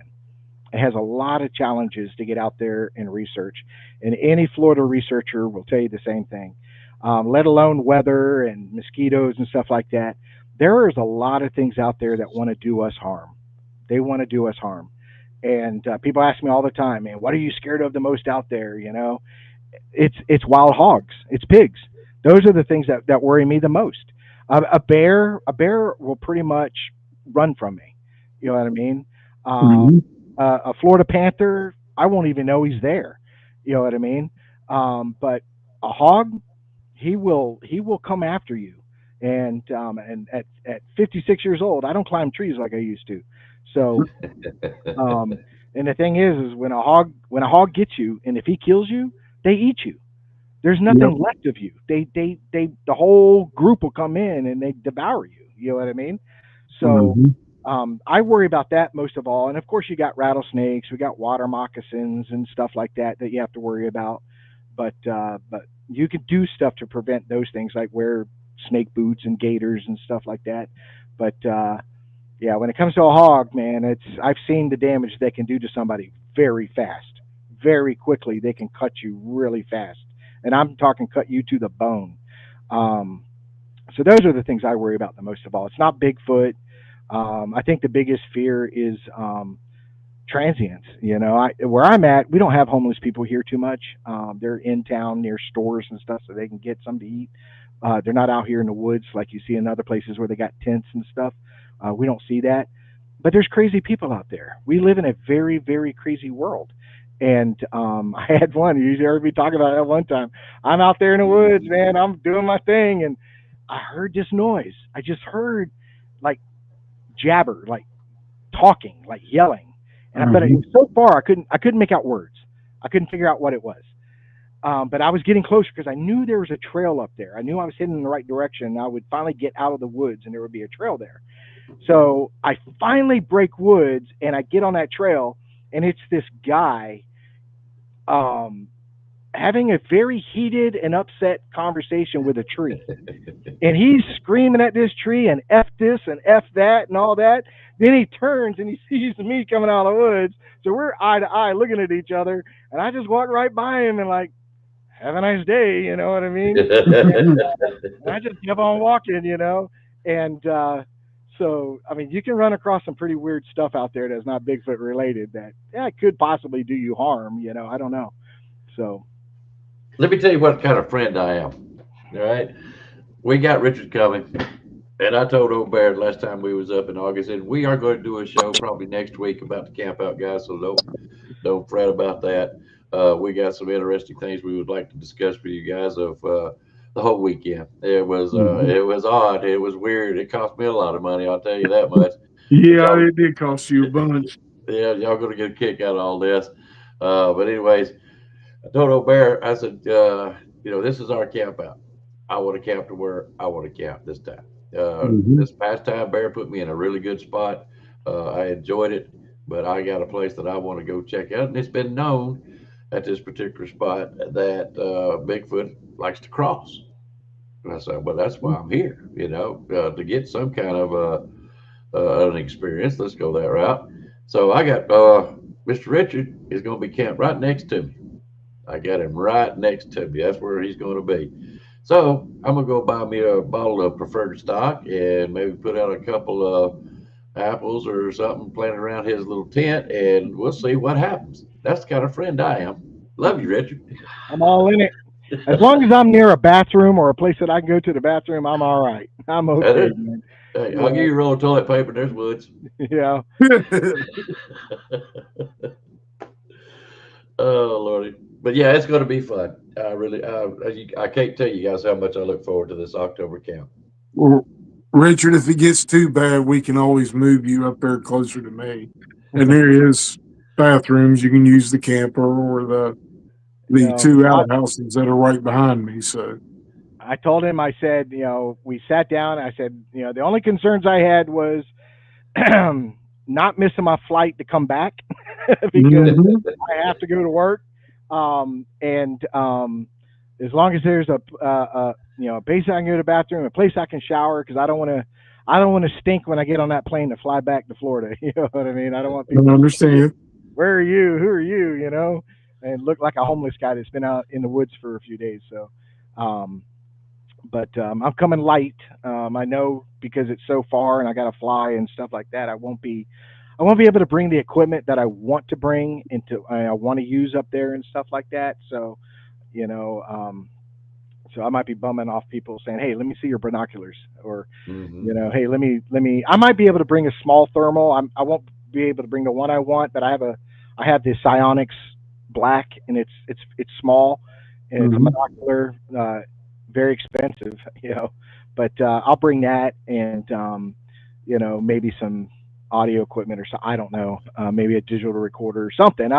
Whatever I could fit because I'm trying to come up there easily and just bring a carry on so I can Mhm. minimize everything and be able to get there and get back without having to waste a lot of time and stuff at luggage and different things like that. And I know it's a drive. It's a drive from me to the airport because I don't live near airports. Um, and then I know it's a drive when I fly there to get to the campground and get back Yes. and stuff like that. So I We want to got the go. same. We got the same equipment, so don't forget to bring your SD card or whatever to run the night vision. Yeah. Yeah. Yeah, a couple of recorders and maybe the thermal, that small thermal you're talking about. Yeah. That'd probably be best. I'm going to try to see what I can fit all in that one bag because I still got to bring clothes for a couple days and towel and, all my Well, toilet, don't worry about a towel. We stuff like that. we'll cover you with towels and washcloths. Don't worry about that. Yep. So, Yep. So, and there are stories, guys, that we have not mentioned about Richard because I want to leave him some stuff that he can talk about at the camp out. But there are some more very interesting stories that I'll go over with Richard and see if he doesn't mind talking about. But that's just going to be, hey, come to the camp out if you want to find out. By the Yeah. way, Miss Kimberly, I feel you. We will talk about that later on the football show. But anyways, that's pretty much all I got for Richard tonight. yeah, if anybody doesn't have any questions, I mean, I don't know who Yep. all is in the Yep. chat room now, but if anybody in the chat has a question, but There was a couple questions, and I want to go back and revert. Is that okay, Bear? Sure. Go back Okay. to wherever you want. That's why I got Okay. you here. Okay. Mr. Kenneth, I don't know if he's still here or not, but he said heard the Everglades had wildfires. Have been out there or have been out to see if it's causing pushing the boogers around. Do you think that's got any effect with the wildfires? well, the thing is with the Everglades is it's so huge. I mean, it runs from one end of the state to the other. I mean, it goes across the entire south side of the state. It's massive. So if there's any kind of um, fire or something like that, it's so wetland that it'll probably be pretty contained. It's not going to burn like you see in California, where it's going to burn thousands of acres and stuff like that. I really don't concern about it. Now we have a thing down here called muck fires, where if we have a lightning strike or anything like that, or the remnants of a forest fire, we have underground. We have what we call muck. It's like a peat moss underground. Well, that will catch fire and there's no way to put it's got to burn its way out. You can dump water on all you want, it doesn't put it out, and you literally see the ground smoking. See what I'm saying? And we haven't had a muck fire in quite some time, but as far as massive forest fires and stuff like that, we really don't deal with that too much, regardless of how dry we are. But because we do get a lot of rain when the rainy season starts, we get a lot of rain. Okay. All right. Our next question is What are your thoughts on them traveling through underground tunnels? Is that anything that you might would I see can down there? I can only discuss my, with Florida, we don't have systems like that down here in Florida. Didn't think We don't so. even have basements, and the reason why is our soil is so soft, it would Mhm. just continuously cave in on itself. Florida is on limestone. Okay, it's not granite, it's not hard solid things. Now in North Florida, up in the Panhandle and stuff, they Yeah, do have some caves and stuff, but you are getting into the base of the Blue Ridge Mountains. So yeah. when you get further up north and stuff, they do have some cave systems and stuff like that. But down in South Florida, Central Florida, stuff like that, we don't have those things. We have springs and stuff like that, and you could dive down in the springs, and there's some lime rock caves and stuff like that, that fish and alligator stuff go into, but nothing that I would consider a viable place for Bigfoot to hide or go to and stuff like that. I think they're pretty limited on that. I think it's like ourselves. It's tree cover and stuff like that, places like that to get down in and cover them. Any kind of structure that they can either manufacture or it's pre done. Nature created a really good structure. When a tree falls, the top of the tree becomes like a bulb, and you can go inside of it. It'll protect you from the rain and stuff. I've documented some of those that are really good areas that if I was stuck out there, that's where I would go. I would get inside one of those and chill out and stuff. So Okay. All right, sure. And also wanted to know, do you ever put cameras out pointed at your campsite? I have. It's a really cool thing. I wish I had it right here, but I have a body cam that I would use for work, and it has a magnetic base. So it's two magnets, one inside, my plate carrier, and one on the outside, and they snap together, so they don't go nowhere. And on that, you mount the camera. Well, I can put that on my tent. See what I'm saying? And I usually, Mhm. when I camp, I'll put that on my tent, and it has a remote. I can turn it on and off. So if I hear something or something like that, I can hit record, and it'll start recording. See what I'm saying? So I do on occasion do put something in my area. Now what I've done is I've purchased some stuff to help do that better. I have a solar powered light that is motion activated. So if something comes in my camp, bam, this light's going to come on. So now I'll be before it realizes, and this light comes on, I'll catch it. See what I'm saying? I'll see it. Little things like that. So as we get better and better. And, we find tools that we can use. Like I said, there's no, other than my phone, that's the best tool I got that I can use all the time because it does Okay, you're freezing up, but you'll multiple get back here in a minute. things. So, example Yeah. of our soil and how it's just not conducive to having tunnels and caves and stuff like that. It's just not. Like I said, I'm in farmland. You know, Okay. Linda wants to know. She lives in western central Florida. Do you research on this side of the state?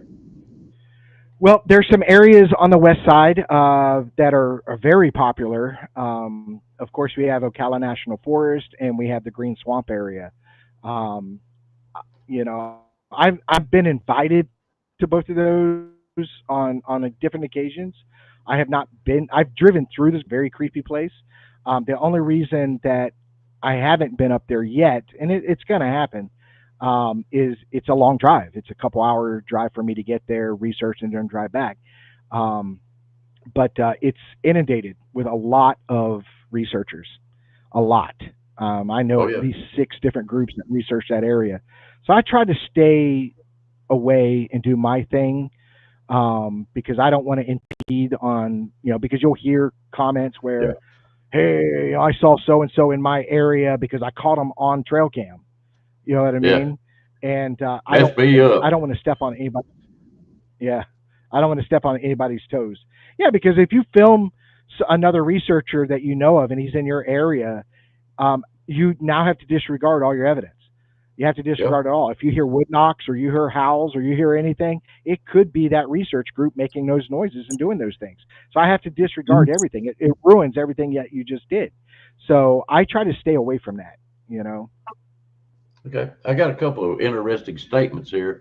They're not Sure. particular questions, but there was a newspaper article in the Ocala newspaper in 1911 of a wild man in a cave. It was Scott Springs in Ocala, and he also backs it up with there were a lot of sightings in Brooksville area in the 1970s. Do you know any of those kind of reports in Well, I've Florida? never heard of the one in Ocala, but I do, and I have a picture of it uh, of it's a very famous photo of a Sasquatch in Brooksville.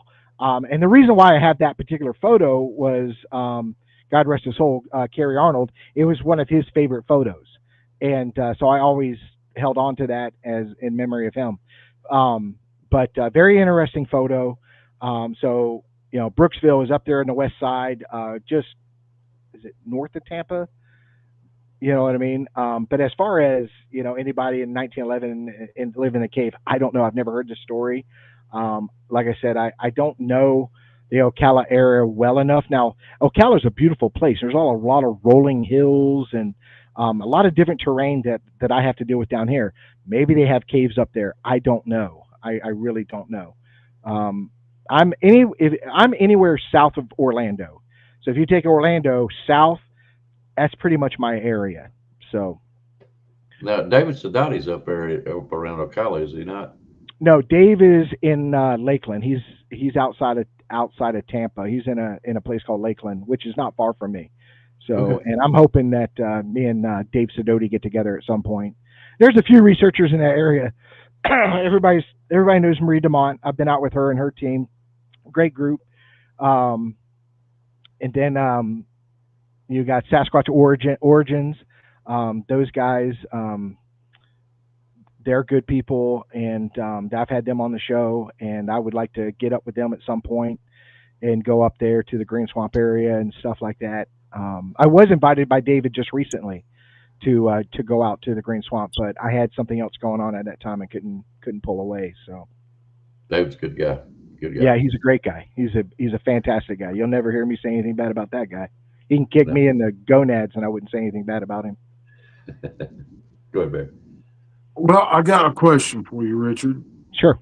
So when you come up here, now, I know there's a caveat to it, but when you come up, bring a good pair of hiking boots. Oh yeah. The terrain up here is a whole lot different. It's hillside, woods, briars, all the stuff that'll stick you and grab you and all that. But there's a thing that we were going to do at the last camp out, me and Icebox. And I think the three of us ought to take a little bit of a walk. I'll go. And there's a reason behind it. And I'm not going to tell the audience the reason, but from what I've seen of the area we're camping in and the experiences that we've had there, my wife saw three little ones there in the campground one night. 15 minutes later, saw the female. And that was only the 15, 20-second sight. And it was dark, of course. And the next night we had a big male come in. I did a howl, and he was in the area, and I guess he didn't like the howl that I did. He was a little upset. But the trail that I'm thinking about walking down, it's a really nice trail. It's not a lot of up and down, but it is around the hillside. And I suspect that they're laying in a couple of places along that trail. That trail has been known for quite a long time for sightings of Bigfoot. So I would like to ask you if you wouldn't mind taking a walk with me. Oh, I'm game for anything while I'm out there. Okay. Old Bear to the left of me, Richard to the right. Here I am, stuck in the middle with Yeah, you'll be the clown. Hey, don't think I won't push to open. Ask my wife. Something come out of there. Let's go see what it is.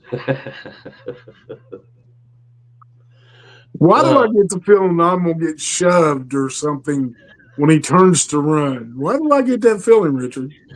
Well, I always tell them, I had a bad motorcycle accident, a little over, I think it was 2012, 2013. Mm-hmm. And so I'm incapable of running. So the fight and flight, I'm fighting.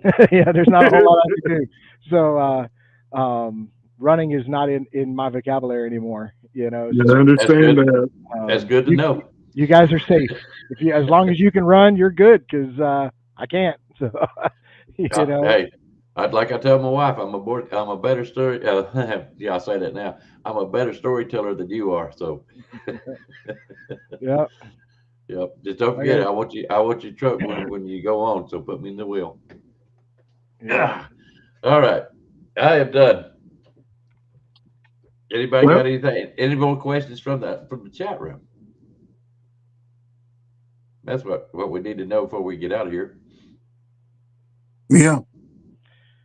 Well, while you're looking at that, just like I said, if anybody wants to check out my site, it's Bigfoot Florida Mm-hmm. Guy on YouTube. We also have Sasquatch Unredacted podcast. We just started in December. Very happy with it. We've had 26 episodes so far, and so we look forward if anybody that wants to subscribe to that channel. And also, since Johnny is also one of the hosts, if you're interested in what he's doing, he's got some great activity that he's been researching on his own property. And so if you go to Sasquatch Encounter Brigade on YouTube and on Facebook, you can keep up with what he's doing there. But like I said, we have Facebook pages for all those channels under the same name. And we just started and we're growing, and we're having a great time. Yeah, just be careful with that Florida Seminole War history. Been a long time since I've seen you. Good to see you, buddy. It The is. BFFG group. Um, there's another group that goes by the same initials. So try to look up Bigfoot Florida Guy. It'll you'll know it's mine. And same with the YouTube channel. So, but you know, Let me answer a question for Eric. That is real quick and simple. No. no werewolves. No No werewolves. werewolves. I, Don't want I, none. I can tell you absolutely nothing, zero about Dogman or anything related to big or werewolves or anything like that. I don't know of any accounts in Florida. I don't I don't I don't get any reports of them in Florida. As long as I've been born and raised here and been out in the woods, I've never come across anything that would let me know that they were there. Or nothing. So I have literally nothing to say on that matter at all. You know what I mean?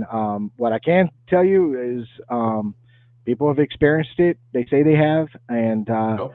like I said, I pray it doesn't exist because that's something I would not want to run into in the woods. So, like I said, I stick to one thing, and that's Bigfoot. That's what's on my plate right now. And but I don't know anything. Couldn't give you anything. No information on that whatsoever. I haven't even seen a whole lot of um, re- um, evidence on it either. So But I, we see way more evidence on Sasquatch than we do that. So Mhm. but I'm with you. I don't want to believe in them. I don't care if they are real. Uh, Now, being the kind of guy I am, the kind of guy you are, and Bear, I will go out in the woods. So I figure it's best to learn your enemy, get the information that you can. Now, that's not saying that I believe in them. I can even repeat it, but all I want to know is in case I run across one and it is real, I want to know what I need to do. And from what I understand is shoot and fall back. That's all I yeah. know. But So there's so many different. Um, it says that it needs is to real. be approved by admin. Is that the hey? Just real quick. Hey, Florida. Is that? Are you talking about the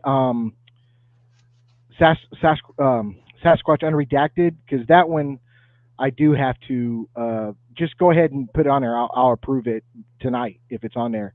On mine, it's supposed to have me approve, but for some reason it's not doing it. But I'll check it again. So just go ahead and join. And if I see you, I'll definitely put you on there, Florida. Don't worry about it.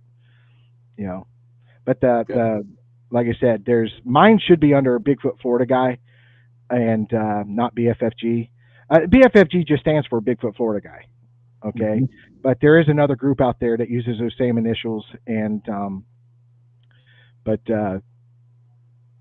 He says BFFG Florida guy.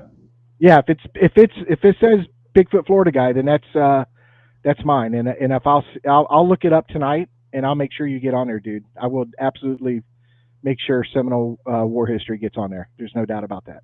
Yeah, and if you can't, Florida, try to go into Sasquatch Unredacted or do both of them just in case, because I know he'd love to see it. Yeah, absolutely. So, well, and on my face, I'm sorry. Go ahead, buddy. No, go ahead. Go ahead, Richard. On my Facebook page, I try to make it interactive. I do some stories. I do some questions that I try to get people to involve themselves in a conversation. See what I'm saying? So I'll do, for example, like I'll do a picture of a Sasquatch jumping a creek bed or something like that, and then I'll bring up the question. What kind of supernatural, and when I say supernatural, I'm saying natural ability, just super strength. What are some of the things that they can do, and your opinion and stuff like that? Or I had a picture of me holding a baby Sasquatch running out of the woods, and I'm like, what would you do in the situation that if you were in the woods and you came across an infant Sasquatch, what would you do? See what I'm saying? People got more upset with the picture than they did to answer the freaking question. Your opinion. You know what I mean? People get way upset on the pictures. The pictures are just there as eye candy for the topic. That's all it is. Quit criticizing the pictures and just read the question and tell me your opinion on it. Because I take all that information, everything that people tells me. I did a picture of Bigfoot. You remember that picture? I posted this picture of Bigfoot. And the way I created that picture was I went back and I wrote down painstakingly all the evidence that I have heard, interviews we've done, everything that all the physical characteristics that everybody mentioned on Sasquatch. Okay. And some I disregarded, like if I got 100 descriptions and 99 said it was brown, but I got one that says it was white, well, I had to disregard the white. I'm not saying the white one didn't exist, but I'm trying to get a whole picture here. See what I'm saying? General consensus. So I took all this information and I put it in an AI program, and I said, take the information that I have presented to you and create an image using this information, blah, blah, blah, blah. And it created this photo of Bigfoot that I think is phenomenal. It's an amazing photo. Yeah, it looked good. And so I posted it, and I said, hey, this is, and I explained the whole situation, how I did the picture. And it's not going to meet everybody's criteria. I put that on it. Everybody sees something a little bit different. I said, but is this close to or not close to what you have seen? Everybody, that's not even close. Mine was this, and then and I'm like, look, I just want a simple, is AI close to what we're describing, or is it not? You know what I mean? But it's a pretty amazing photo. I like it, and so I held on to that one. A lot of them I use and I disregard. I throw them away later. Well, Richard, the question about the picture that you had where you had the little one running out of the woods with it. I answered that question, and my answer was I would turn and run as fast as I possibly could in the direction I just came from. I want nothing to do with that little one because Mama might be real close. Yeah, in real life, if the picture shows me running with it in my arms, right? I would not do that. I would not do that. Okay, right. If I saw it, I would document it. I would be filming it, doing whatever I could do. But yes, I'm leaving the area because just like bears, Bye, moving Mom. home, there's something there protecting it. There's somebody there Yep. watching. So I'm gonna snap off some video or some photo, and I'm getting out of there. I'm moving on to another area. So or going home. I don't know. But I would not pick it up and run out of the woods like, oh yeah, I'm about to be rich. No. Right. Right. I don't know, Gandalf. If he did, he never mentioned that he was from Massachusetts. Yeah. Nobody said anything. Yep. Hey, Gandalf, just get in touch with me. Dirt Road Bigfoot. I've got a email. Just go to dirtroadbigfoot@gmail.com. Leave some information to get back in touch with him, and we'll see if he wants to do a show. We'd Yeah. love to have him. We got some great guests coming up. Next week is a great guy. I've talked to you about him. His name is Ernie. He's coming on. He's a great guy. Then we're going to take a break because we need a break. And then I got a guy. I'll say it out loud here. I haven't said it on our show yet, but I'll be talking to a guy in Australia. So we'll be talking about the Yowie. So I'm really interested in talking about what they're doing and what's going on and his sightings and stuff like that in Australia. We've got I'm in contact now talking to a guy. He's either is a state trooper or he's a retired state trooper. So I'm going to be in contact with him and setting him up on a show. We got some great guests coming up. I'm booked through November. So if anybody wants to come on and you've had an encounter, let me know. We'll get you in somewhere. So. All right. So before we move on, I want to remind everyone we are doing a camp out. Old Bear is the head host. I have a collaboration with him as a co-host. It starts at October the 2nd. Gandalf, you're welcome to come, but if you just want to stop by, that'd be great to see you. But anyway, we will be there Thursday. Myself, I can't guarantee what time I'll be there, and I will have to leave hopefully to go pick up Richard. But we will be there Thursday, Friday, Saturday, and we will leave there Sunday morning. Sunday morning is usually just pack up and let everybody let's go because I got a long drive. So, and I have to get Richard back to the plane. Hopefully, because I sure don't want him coming to see me at my house. I don't want him to know where I actually live. Anyway. But anyways, if you guys are thinking about it. He lives in a van down by the river. The blue one. Okay. Sorry about that, guys. But anyways, if you're planning on coming, we would really love to have an email or something another from you guys to let us know that you're coming. And the simple reason is because there's going to be quite a few people. We want to know that you are well fed and have a good time. If you're going to eat with a group or you want to do individual thing, that's up to you. It's fine. But if you are going to do a group thing, we really just need to know the numbers that we're going to have. So we make sure everybody's taken care of and has a good time and can eat if they want to eat as a group. So please email Bear. I don't have this is not my channel, so you'll have to do it if you want to. I don't have Old Bear's email. Mine is, like I told you a while ago, is Dirt Road Bigfoot. I believe it's all in one word. At gmail.com. Email me or Old Bear, and we'll get you kind of put in the list, and we know what to do after that, to how much food we need to bring. Yeah. And don't worry, Richard, we're going to make sure that you have all the food that you need to eat or that you want to eat, plus some extras. So, well, I've been on a diet. I've lost 25 pounds. Well, you're going to gain it back. Sorry. And, I already told him that'll be my cheat weekend. So. Mr. Athens is coming to my rescue, so I can't wait to see it. Mr. Athens is going to be there. I'm not going to say what he's doing because he might not want to say right now. I don't know. Yeah, we're going to wait. Yeah, we're going to wait to see about that. But anyways, yeah, it's going to be a great time. It's going to be a great time. Yes. I'll just mention bacon. Does that help you, Richard? Everything is good with bacon. Well, we're going to have a lot of bacon.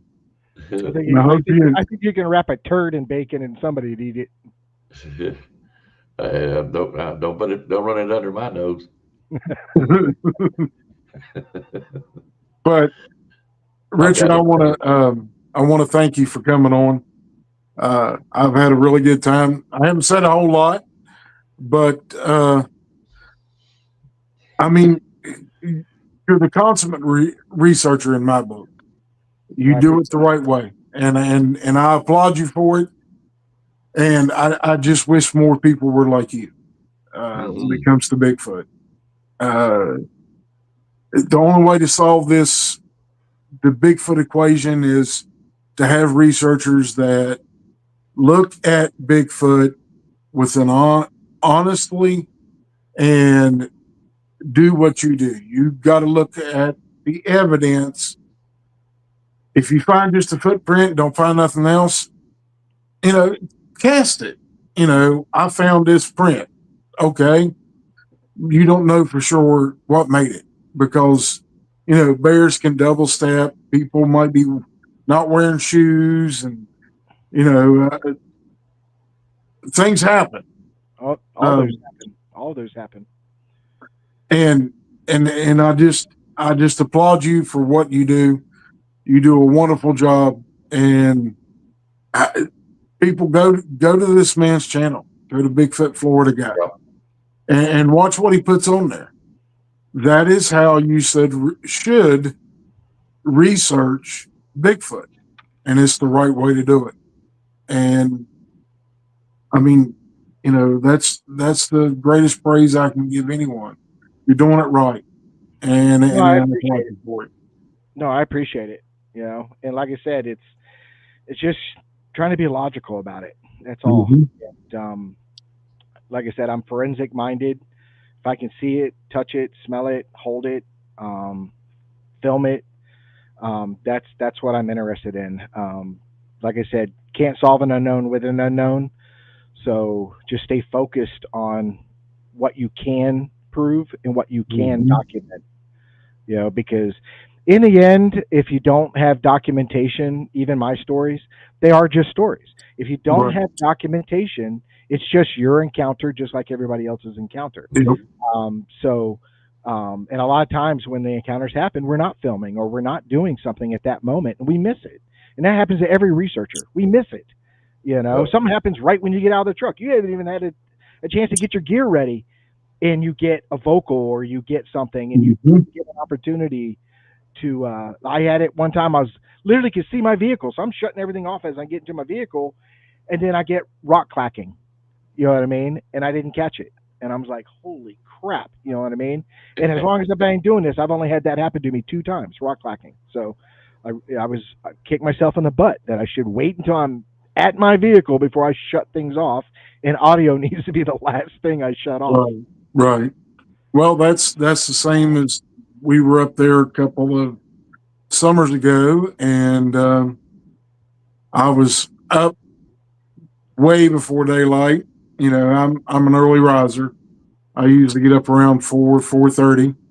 I like Don't Spots call me. knows this, Don't call me. but I go outside, start to build a fire, and heard a noise behind me in the woods, um, and turn around, and there's one standing there looking at me. So, you know, I didn't have a phone, I didn't have a camera, I didn't have a recorder, nothing. You know, I'm building a fire just because I'm the only one up, and I'm sitting out there by myself. And, you know, I basically was caught with my pants down. You know what I Oh mean? yeah. Well, people It have to made us feel understand. bad. People have to understand with if you right now went and pulled 100 interviews or 100 um, you know encounters from BFRO Mhm. or anywhere like that and read them all, you're going to find the one thing that they all have in common. They all were happenstance. The people at the right Mhm. place at the right Yep. time. But none of them were looking for Bigfoot. None of them were capable at that moment to film it or take a picture or anything like that. It's Mhm. happenstance.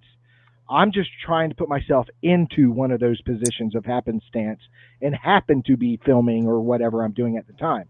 But most encounters is by that person driving down the road and it runs across them, or they're going fishing and it's across the creek, or They're going for a jog down a path, a trail, and it runs in front of them, or it's all happenstance.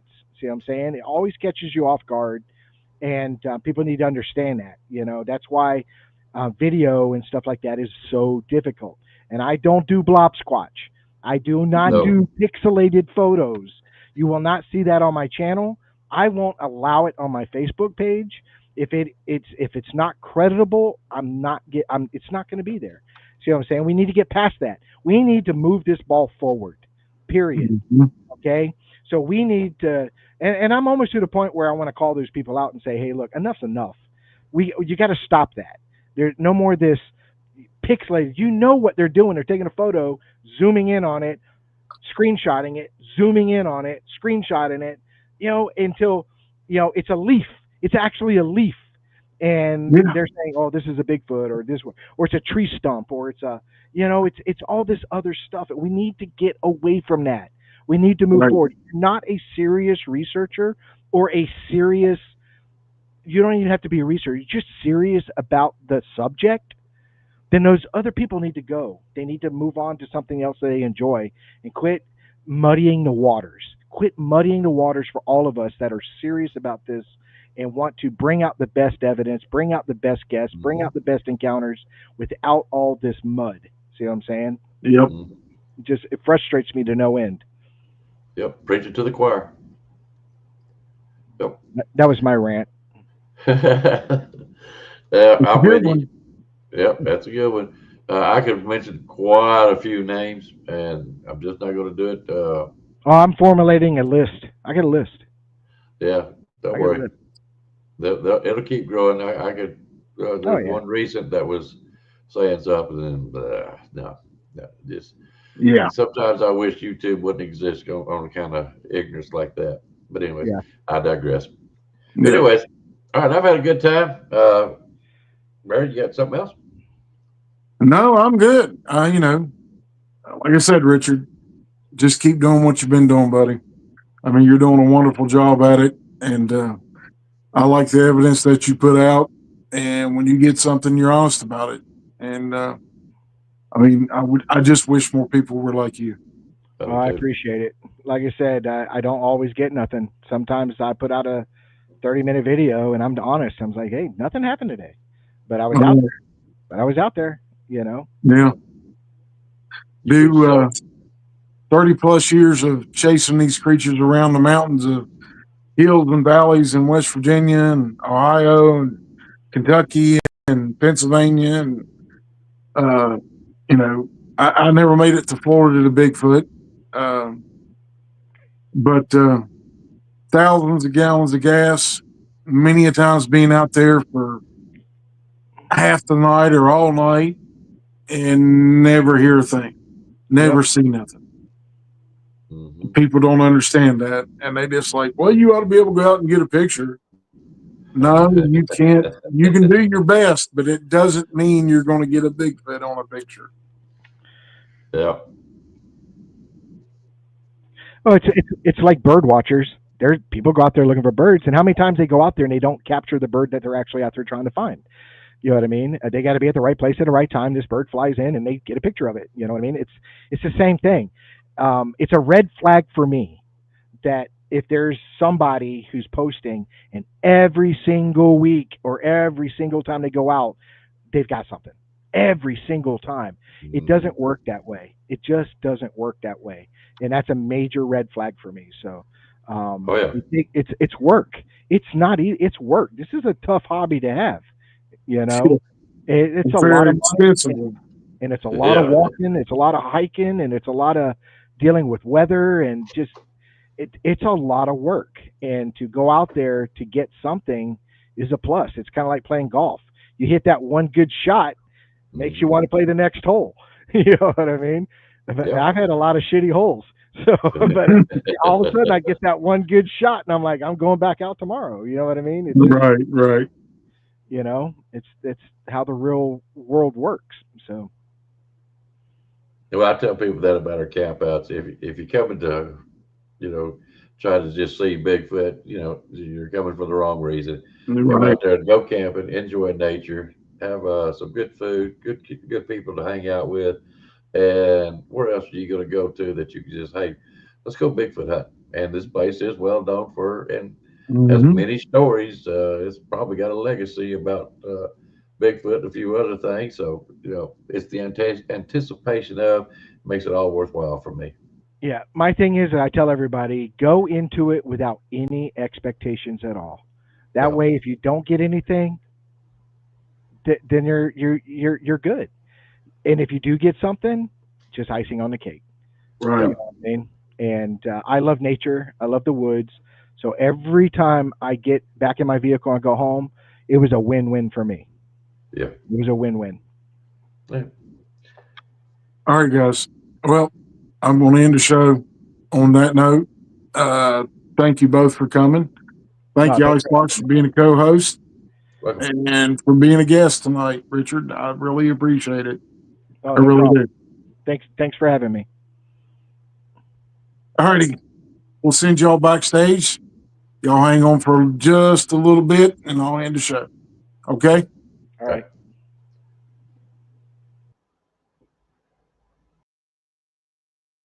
Well, everybody, that is Richard Farabee.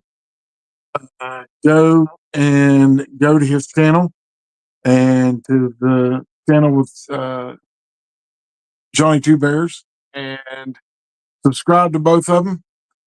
And Richard's one of the best researchers out there, in my opinion. Um, you know, uh, he he doesn't pull any punches. He tells you the truth. Go watch him. You might learn something from that man, and I don't think it's a might. I think you will. So each and every one of you, thank you for coming. Thank you for being here for the whole show, and we hope to see you in October at Salt Fort. Come and enjoy yourselves, and may God bless each and every one of you each and every day of your lives. Thank you all for coming. Bye bye.